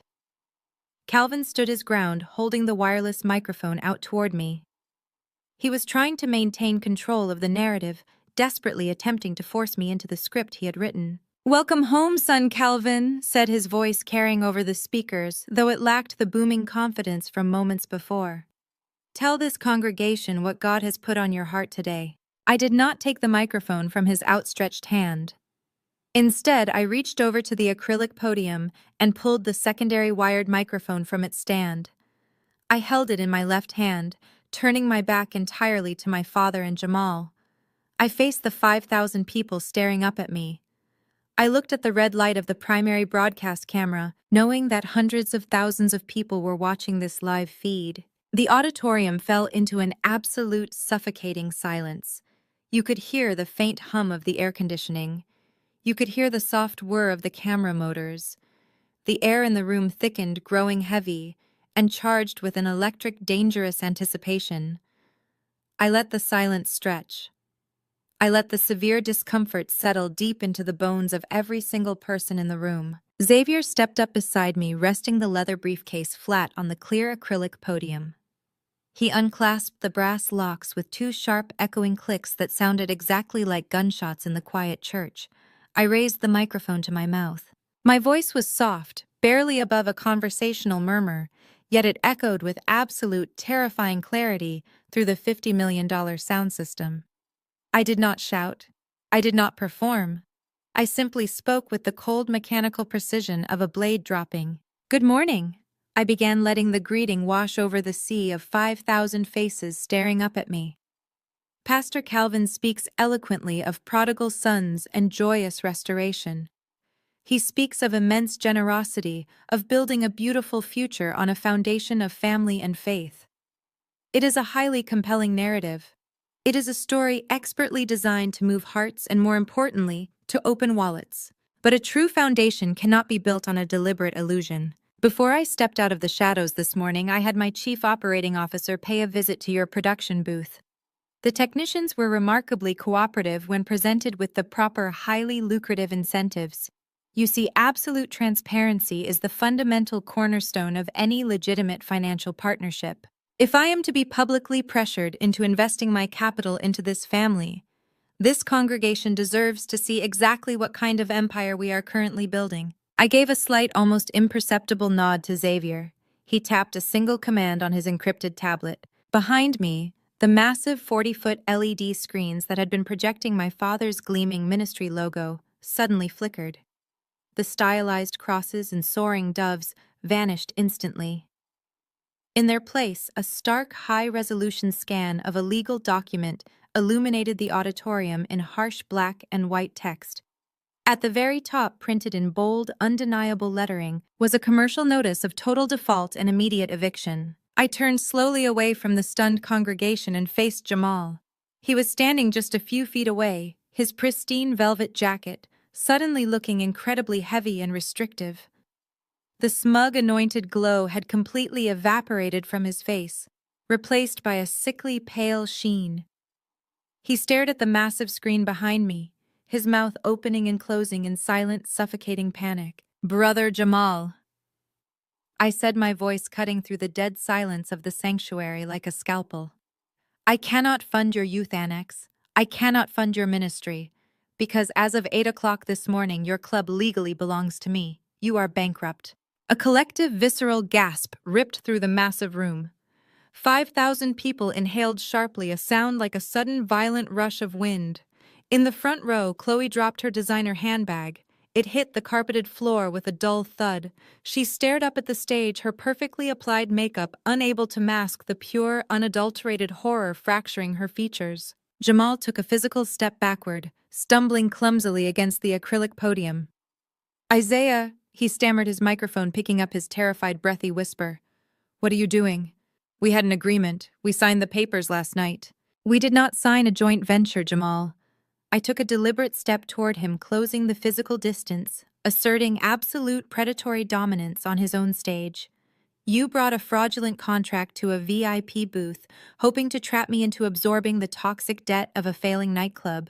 You attempted to trick me into a massive liability transfer because you are exactly 90 days delinquent on a triple net commercial lease. You owe $85,000 to Southern Spirits for unpaid inventory. Your payroll accounts are severely overdrawn, and your primary commercial lender is moving to freeze your operational capital. You are bleeding out from 1,000 self-inflicted financial wounds." I kept my eyes locked onto his, refusing to let him look away from his own destruction.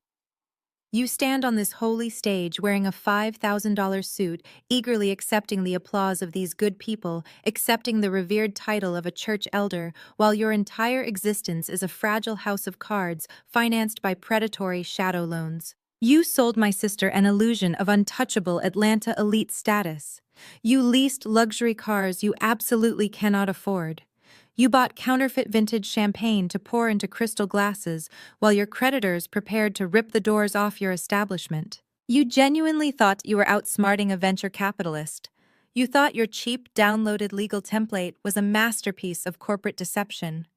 But while you were admiring your fake contract, I reached out directly to your landlords.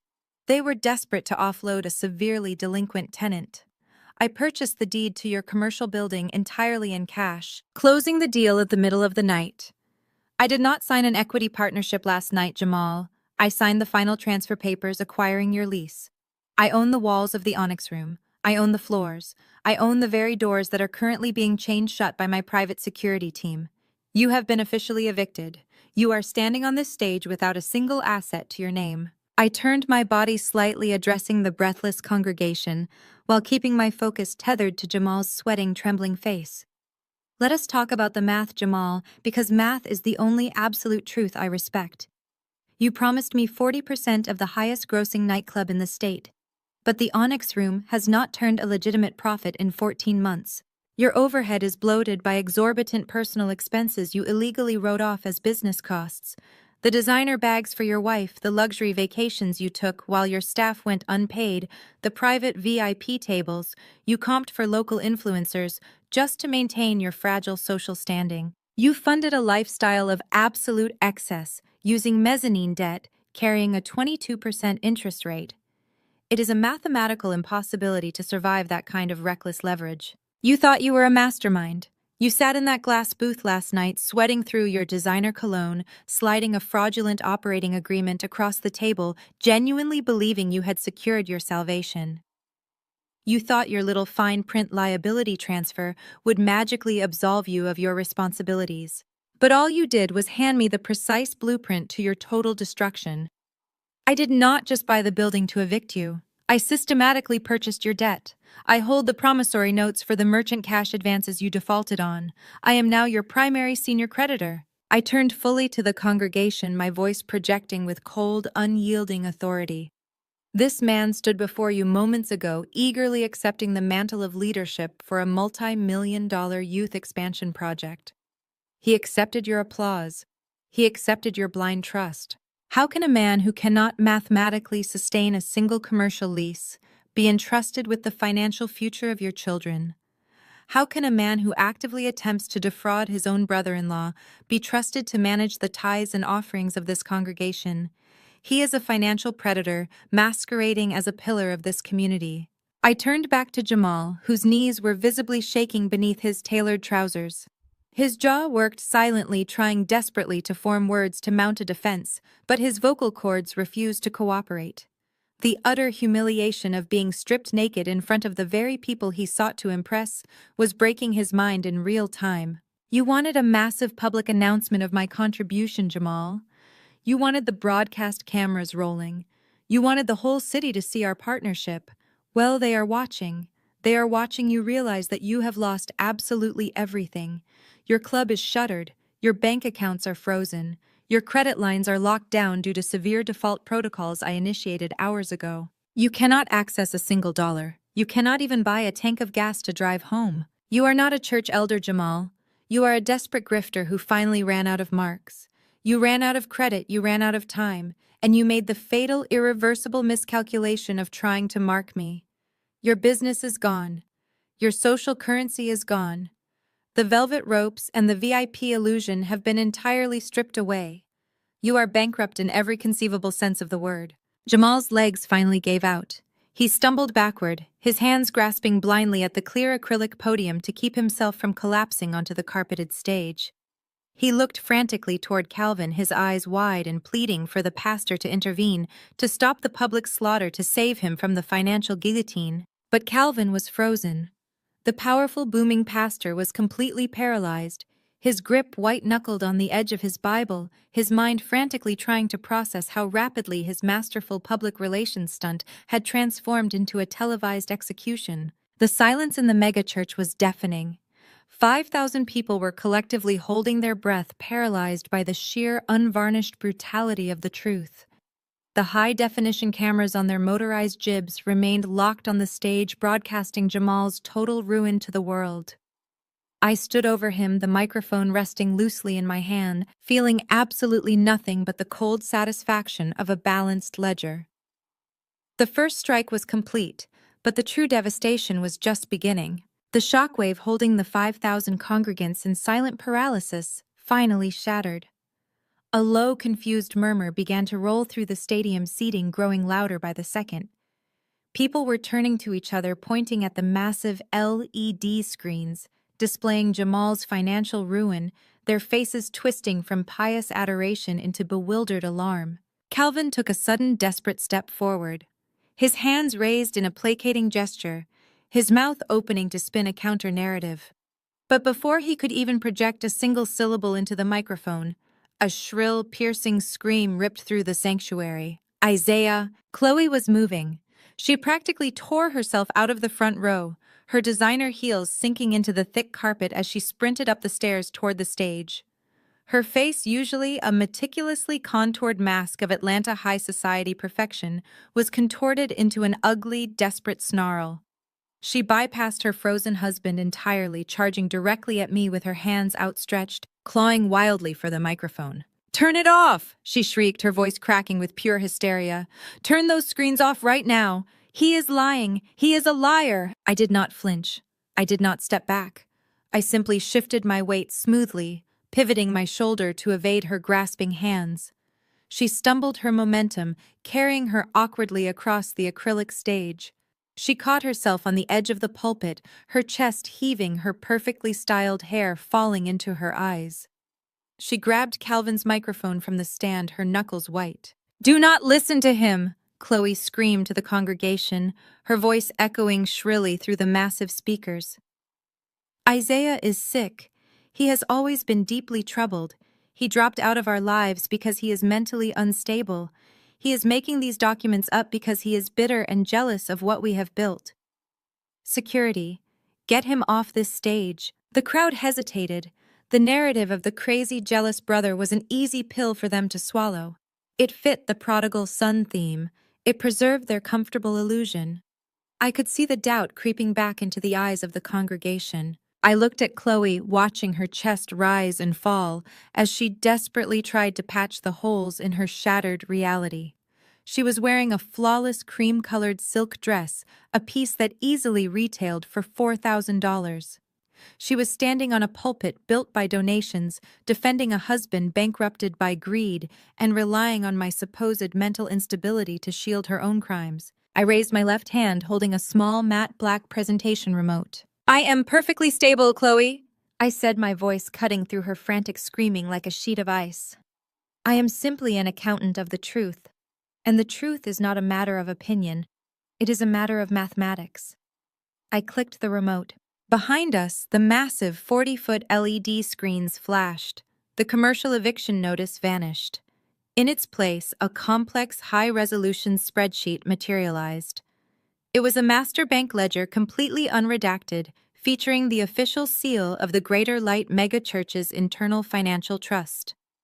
I turned my body, directing the congregation's attention to the glowing screens. "Let us examine stability." I continued, my voice echoing with terrifying absolute authority. "Let us examine the exact nature of what you have built. 9 months ago, this church launched a massive, aggressive fundraising campaign. It was called the Greater Light Youth Sanctuary Fund. Pastor Calvin stood on this exact stage and asked you to empty your pockets. He asked the single mothers to give a little more. He asked the elderly to dip into their fixed incomes. He promised that every single dollar would go toward building a safe state-of-the-art community center for the at-risk youth of South Atlanta." The murmurs in the crowd died down instantly. I had touched a nerve. The Youth Sanctuary Fund was a point of immense pride for the congregation. They had sacrificed for it. They had believed in it. I clicked the remote a second time. A specific transaction line on the massive screen highlighted in bright, blinding yellow. The date was explicitly visible. October 14th. On October 14th, I stated, reading the numbers with surgical precision, the Greater Light Youth Sanctuary Fund received a consolidated deposit of $215,000 from the congregation. It was a record-breaking weekend for your charity. But if you look closely at the routing numbers on the screen, you will notice something fascinating. That money did not stay in the charity account. Less than 48 hours later, exactly $145,000 was wired out of the sanctuary fund. I clicked the remote again. The screen split. The left side showed the outbound wire transfer. The right side displayed the receiving account. The money was not sent to a construction firm. I explained, pacing slowly across the stage, forcing Chloe to retreat step by step. It was not sent to an architectural firm. It was routed into an offshore LLC registered in Delaware. The name of the holding company is Sterling Grace Holdings. I stopped pacing and locked eyes with my sister. She was trembling now. The microphone in her hand hung uselessly by her side. "Sterling Grace Holdings is a shell corporation," I informed the breathless auditorium. "It has no employees. It provides no services. It exists entirely on paper. And the sole registered managing director of that shell corporation is Chloe Sterling Davenport." A sharp collective gasp rippled through the front rows. The local politicians and real estate developers shifted uncomfortably in their seats, suddenly realizing they were sitting in the blast radius of a massive federal felony. "Liar!" Chloe shrieked, though her voice lacked its previous conviction. It was a high, thin sound, cracking with absolute terror. "That is fake. You hacked the servers. You manipulated the data." I ignored her completely, aiming the remote at the screen for the final lethal strike. I clicked the button. The screen shifted once more. This time it displayed a scanned official bill of sale from a luxury automotive dealership in Buckhead, directly alongside 3 itemized receipts from a premium European designer boutique. The purchasing name on all 4 documents was Chloe Sterling Davenport. The paying account was Sterling Grace Holdings. "I want to be absolutely clear about where your youth sanctuary money went," I commanded, my voice dropping to a harsh, unforgiving register. On October 17th, $145,000 of your charity donations were wired directly to a luxury dealership to purchase a brand new fully loaded Obsidian black Mercedes G-Wagon. The exact vehicle my sister drove to church this morning. The exact vehicle currently parked in the VIP pastoral spot outside these doors. The crowd erupted. It was no longer a murmur of confusion. It was a roar of genuine visceral outrage. I could see an elderly woman in the third row dressed in her Sunday best, covering her mouth with trembling hands. I saw a man in a worn suit stand up, pointing an angry finger toward the stage. They were doing the math. They were realizing that the money they had sacrificed from their own struggling households was currently sitting in the church parking lot wrapped in German engineering. But Chloe did not stop there. I continued speaking over the rising tide of anger in the room. Why stop at a luxury vehicle when the congregation is so eager to give? On November 2nd, another $35,000 was quietly siphoned from the youth fund. That money was used to purchase 2 custom limited edition Hermes Birkin bags. I turned slowly, looking at the designer handbag Chloe had dropped on the carpeted floor of the front row just minutes ago. The camera operator, sensing the dramatic narrative, zoomed in on the abandoned bag. The image of the ridiculously expensive leather accessory flashed onto the 40-foot screens alongside the damning receipts. "Your tithes," I said, my voice dripping with cold, absolute disgust. "Your offerings, the money you gave to save at-risk children from the streets. It is all hanging on her arm. It is parked in her driveway. She did not just steal from a bank. She stole from your faith. She embezzled from your charity to finance a performative, plastic lifestyle because she could not bear the thought of looking like a failure to her elite friends." Chloe fell to her knees. Her legs simply gave way beneath the crushing, undeniable weight of the evidence. The manic defensive rage had completely evaporated, replaced by the sheer paralyzing horror of total exposure. There was no spin. There was no public relations maneuver that could survive the exact itemized receipts of her greed projected on a 40-foot screen in front of 5,000 angry victims. She dropped the microphone. It hit the stage with a loud electronic screech that made several people in the front row cover their ears. She brought both hands up, burying her face in her palms, sobbing hysterically. But these were not the beautiful, performative tears she had shed earlier. These were the ugly, ragged, suffocating sobs of a woman watching her entire existence vaporize in seconds. The high society status she had desperately cultivated in Atlanta was dead. The country club memberships, the charity galas, the elite dinner parties, they were all gone. She was no longer the glamorous, untouchable daughter of the city's most powerful pastor. She was a petty thief, a common embezzler who stole from children to buy purses. She would be a social pariah before the church service even officially ended. The outrage in the auditorium was boiling over. People were standing up in the aisles. Ushers were scrambling, trying to maintain order, but the sheer volume of betrayal was too massive to contain. Voices were shouting, demanding answers, demanding their money back. The atmosphere had shifted from a holy gathering to a chaotic tribunal. Calvin was gripping the acrylic podium, his face drained of all color, staring at the screens in absolute shock. He knew about the shell companies. I knew he did. But seeing the exact mechanics of his daughter's greed laid bare in front of his entire donor base was a catastrophic blow to his empire. He was trying to find a way to distance himself, trying to figure out how to throw Chloe under the bus to save his own reputation. I stepped around Chloe's trembling, weeping form, refusing to offer her even a sliver of sympathy. She had happily worn the spoils of my stolen identity for 2 decades. She had laughed while I starved. The tears she was crying now were not tears of remorse. They were the tears of a predator caught in a trap she had willingly built for herself. I looked down at her, my expression completely unreadable. "You called me mentally unstable, Chloe," I said softly, the microphone picking up the quiet, lethal edge of my voice. "But the only insanity here was believing you could steal from the desperate, hide it behind a cross, and never be asked to balance the ledger. Your account is closed." I stepped away from her, leaving her huddled and broken on the stage. The second strike had landed flawlessly. Jamal was financially ruined. Chloe was socially and legally destroyed. The outer walls of the Sterling Empire had been completely obliterated, but the architect of the corruption was still standing. I turned my eyes back to Calvin Sterling.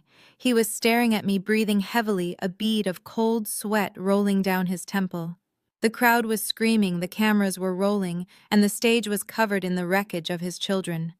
It was time for the final execution. Calvin snapped out of his catatonic stupor. The sheer survival instinct of a cornered predator finally overrode his shock. His face flushed a dark, violent crimson.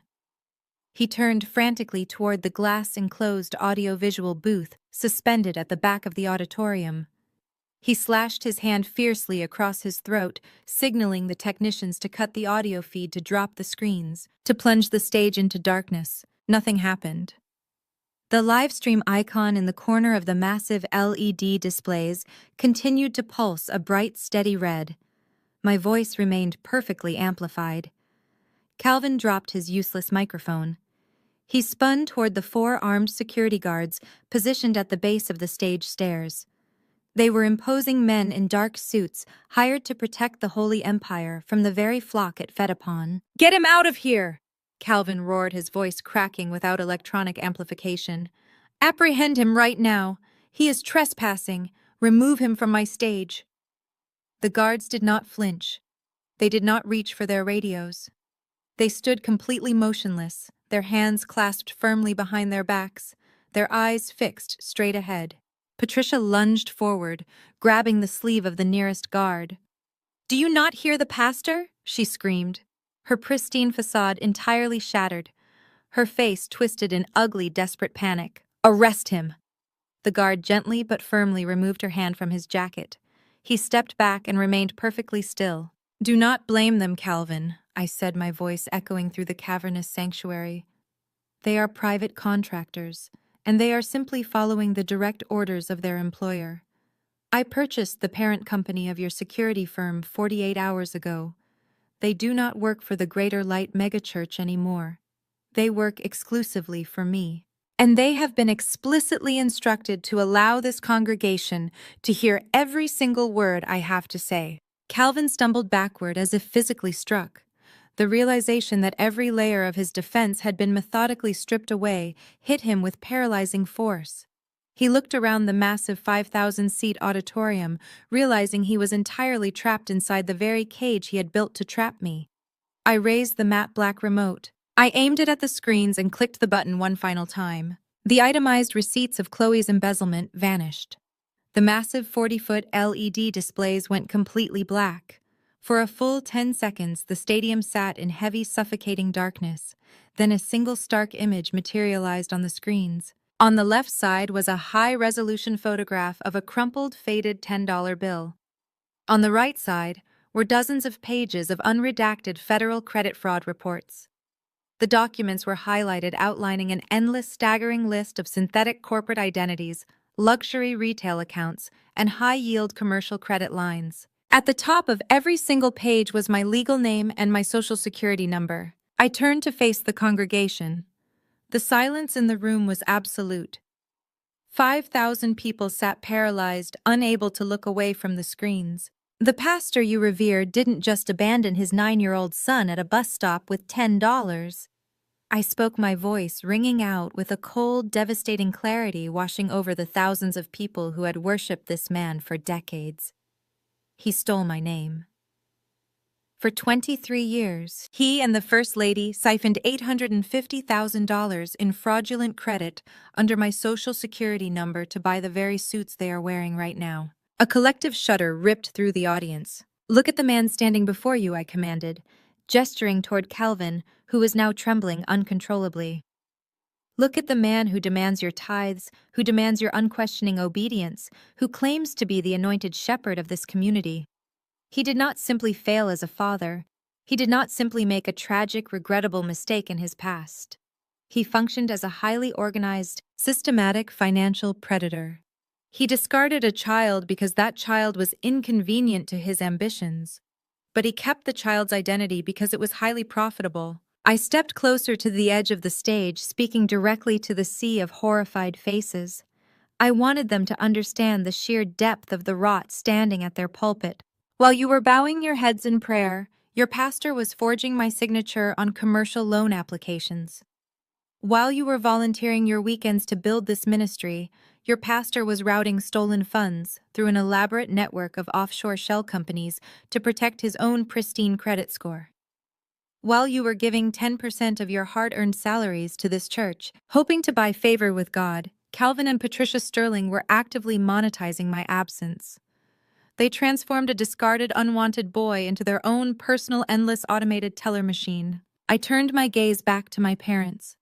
Patricia was weeping violently, her hands covering her face, unable to look at the screens projecting her ultimate sin. Calvin looked like a hollow, empty shell. The booming, untouchable patriarch was gone, replaced by a terrified, cornered thief. "Every luxury car lease you drove," I said to them, my voice dropping to a lethal, piercing register. "Every custom-tailored suit you wore to stand on this holy stage. Every square inch of marble flooring in your Buckhead mansion. Every extravagant performative display of wealth you flaunted to convince these people of your divine favor. It was all financed by the systematic financial rape of an abandoned boy. You built this entire $50 million empire on the back of my stolen identity. You were absolutely confident that the disposable child you threw to the wolves would simply vanish, die, or end up incarcerated. You bet your entire kingdom on the assumption that I would be completely incapable of ever unearthing your massive 2-decade-long fraud. I let the words hang in the air, allowing the sheer calculated sociopathy of their actions to penetrate the minds of every single congregant, every local politician, and every media outlet watching the live stream. "You stood at this pulpit this morning," I continued, my eyes locked onto Calvin. "You dared to preach about the return of the prodigal son. You dared to use the sacred text to publicly corner me, hoping to coerce me into bailing out your bankrupt son-in-law and funding your vanity projects. You thought you could blind me with applause. You thought you could use this congregation as leverage, but you fundamentally misunderstood the nature of the man who walked through those doors today. I did not return to seek your forgiveness. I did not return to seek your validation. I returned to balance the ledger. And the cost of my blood is everything you possess." I turned to Xavier. He stepped forward with mechanical precision, opening the leather briefcase. He pulled out a thick, heavy manila folder and handed it to me. I held the folder up for the entire auditorium to see. "This is not a Bible," I stated softly. "These are property deeds. These are mortgage notes. These are the absolute, undeniable instruments of your destruction." I pulled the first heavy, watermarked document from the folder. "Last night I initiated a hostile takeover of the distressed asset division of Southern Heritage Trust. I purchased the toxic debt bundle containing the primary mortgage and the severely delinquent home equity line of credit for your Buckhead mansion. Because you failed to meet your last 2 payment obligations, I have exercised my legal right to call the entire loan due immediately. I own your home, Calvin. I own the roof over your head." I pulled the second document from the folder, holding it up into the blinding stage lights. "Furthermore, the fraudulent credit lines you opened in my name were intricately cross-collateralized with the commercial loans you used to build this very sanctuary. By weaponizing that fraud and initiating a catastrophic multi-jurisdictional identity theft lockdown with the federal credit bureaus, I have triggered a total default protocol on the Greater Light megachurch. The banks have frozen your operational accounts. Your creditors are currently seizing your liquid assets. The fractional private jet membership you used to fly your ministry team around the country was permanently revoked 3 hours ago. You have absolutely zero liquidity. You cannot access a single dollar of your stolen wealth." I stepped directly in front of Calvin. He was a broken man, shivering in his stolen suit, staring up at me with eyes completely hollowed out by terror. "I stand here not as a son, but as your sole creditor." The words hit him like physical blows. "You have 24 hours to vacate my properties. You will leave the Buckhead mansion. You will leave this church. You will leave the cars, the jewelry, and every single item purchased with my blood. You will walk out of those doors with exactly what you gave me at the bus stop. Nothing." I turned my back on him. I looked at Xavier, handing him the folder. "Xavier, please ensure the federal evidence dossiers and the drafted confession are delivered directly to the United States Attorney's Office immediately. Let the Department of Justice begin their RICO investigation. Let the world see what hides behind the cross. I dropped the microphone. It hit the acrylic stage floor with a heavy final thud that echoed through the silent stadium. I did not look back at Calvin. I did not look at Patricia weeping on the floor. I did not look at Chloe or Jamal. I simply turned and walked down the steps of the stage, moving with the same slow measured precision I had used when I arrived. The congregation parted like the Red Sea pulling back from the center aisle in stunned absolute silence. No one spoke. No one reached out. They simply watched the architect of their false prophet's destruction walk quietly out of the sanctuary, leaving the Sterling family empire burning in his wake. The heavy mahogany doors of the sanctuary slammed shut behind my back, sealing the chaotic screaming tribunal inside. The pristine climate-controlled atrium was dead quiet, but the atmosphere outside the towering glass walls was already alive with the harsh, aggressive strobe of red and blue emergency lights. Xavier had executed his final directive with immaculate, terrifying timing. As I stepped out into the crisp Sunday morning air, a massive fleet of black armored SUVs and marked federal cruisers swarmed the VIP parking lot. Men and women wearing dark tactical windbreakers with FBI and IRS emblazoned in bold yellow letters moved with calculated military precision. They completely bypassed the standard church security checkpoints, fanning out to secure every exit of the sprawling $50 million complex. They established a hard perimeter shutting down the entire block. The doors to the main sanctuary burst open violently behind me. The congregation spilled out into the atrium, and the parking lot driven by a desperate, morbid curiosity to witness the final act of their fallen prophet. Local politicians and wealthy real estate developers scrambled to their luxury vehicles, frantically calling their public relations managers, desperate to distance themselves from the radioactive fallout. Calvin and Patricia emerged moments later. They were physically dragged out by my private security contractors, who immediately and ruthlessly handed them over to the waiting federal agents. There was no masterful defense. There was no spinning the narrative. Calvin Sterling, the booming voice of Atlanta's religious elite, was violently shoved face first against the hood of an armored federal vehicle. The crisp, midnight blue suit, bought with my stolen credit, crumpled as an FBI agent roughly wrenched his arms behind his back. The heavy steel handcuffs clicked shut with a sharp, echoing finality. His face was a mask of absolute hollow terror. Patricia was sobbing hysterically, screaming wild, incoherent pleas about a misunderstanding, as a female IRS agent calmly but forcefully recited her Miranda rights. The agent secured her wrists, forcing her perfectly manicured hands behind her back. They were officially under arrest for aggravated identity theft, systemic bank fraud, and multi-million-dollar wire fraud. The massive flock they had manipulated for decades watched in absolute horrified silence as their beloved pastor and pristine First Lady were aggressively shoved into the back of a federal cruiser like common street criminals. I stood beside my armored Maybach, watching the relentless legal machinery completely dismantle the remaining fragments of their lives. A sudden erratic flurry of movement caught my eye. Jamal was sprinting frantically across the manicured church lawn, abandoning the paved walkways entirely.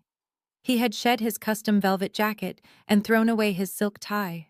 He was running blindly toward the back service exit of the property, desperately fleeing the federal raid and the crushing, inescapable weight of his newly exposed bankruptcy. He did not look back at his wife.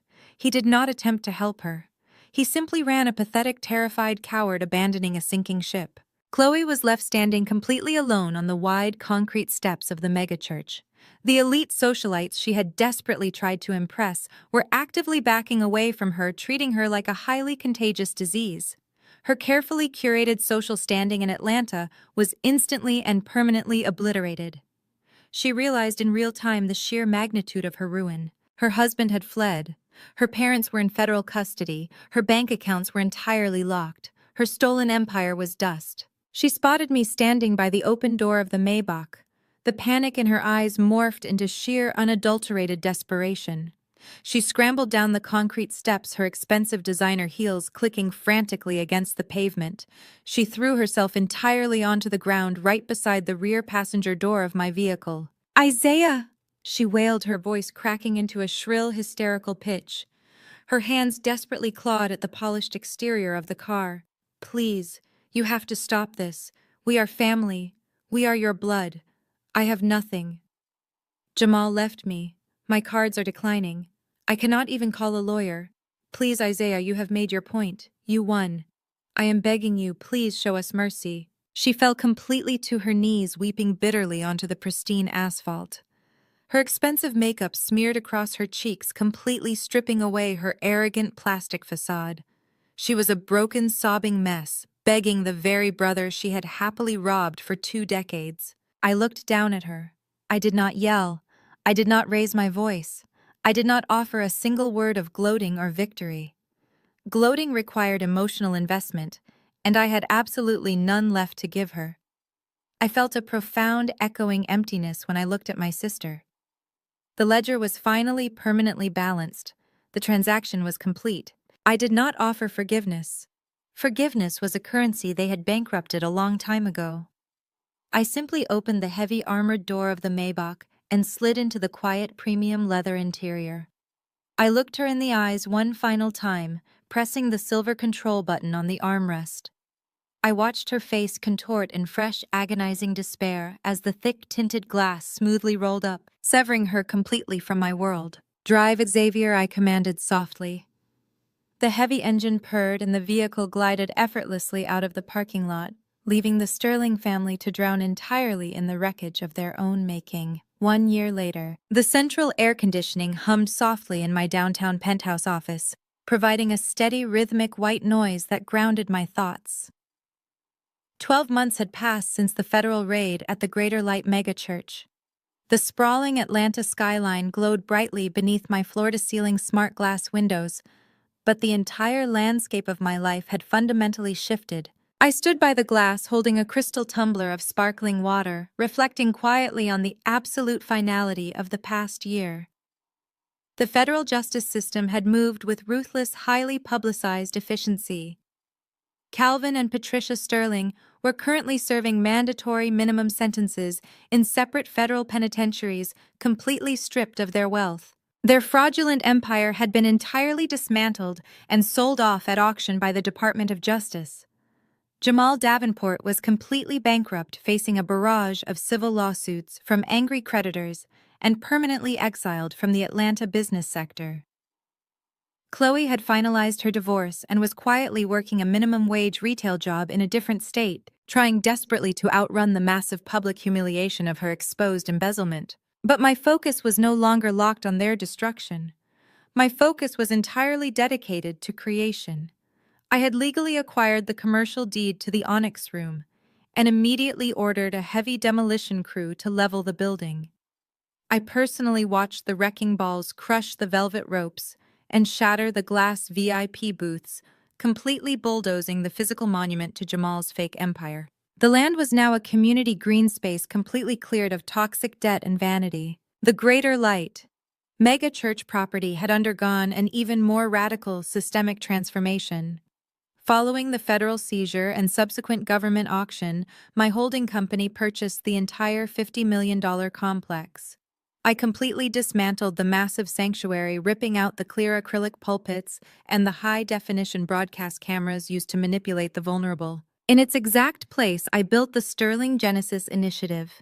The sprawling facility had been entirely transformed into a state-of-the-art technology incubator, an educational campus designed exclusively for at-risk African-American youth from South Atlanta. The cavernous space where Calvin had preached empty promises was now filled with high-speed server racks, advanced coding laboratories, and comprehensive financial literacy classrooms. The youth annex expansion that he had used as a fraudulent fundraising tool was now a fully funded operational reality. It provided massive scholarships, direct mentorships, and actual tangible venture capital to brilliant kids who had been entirely discarded by the system. I had taken the exact weapon they used to destroy people and forged it into an unstoppable tool of absolute empowerment. I provided the exact security, the education, and the resources that the 14-year-old version of myself had desperately needed, but never received. I turned away from the sprawling city view and walked slowly over to my massive mahogany desk. The dark surface was clean organized and entirely clear of unnecessary corporate clutter, except for one specific, highly significant item resting perfectly in the center. It was a thick, pristine block of flawless optical crystal. Encased directly inside the heavy transparent glass was a single, faded crumpled $10 bill. I reached out, resting my fingertips lightly against the cool, smooth surface of the crystal. I traced the outline of the old, worn currency. It was the exact bill Calvin had shoved into my hand at the Greyhound bus station 23 years ago. It was the absolute lowest point of my entire existence, the exact physical marker of the moment I had been thrown away like garbage. Now it was completely powerless. It was a museum piece. It was a silent relic of a brutal war I had conclusively won. I looked at the $10 bill, feeling the quiet, rhythmic hum of the servers down the hall and the distant, vibrant energy of the city outside my expansive windows. The cold, impenetrable armor of pure rage that I had worn tightly for 2 decades was finally gone. I did not feel the burning, toxic need for vengeance anymore. The fire had burned itself out, leaving behind a clear, unobstructed path forward. I felt something entirely different. I took a deep, measured breath, letting the clean, conditioned air fill my lungs. A profound, unshakable quiet settled deeply into my bones. I was completely at peace. I was not at peace because I had systematically destroyed the people who hurt me. I was at peace because I had finally definitively survived them.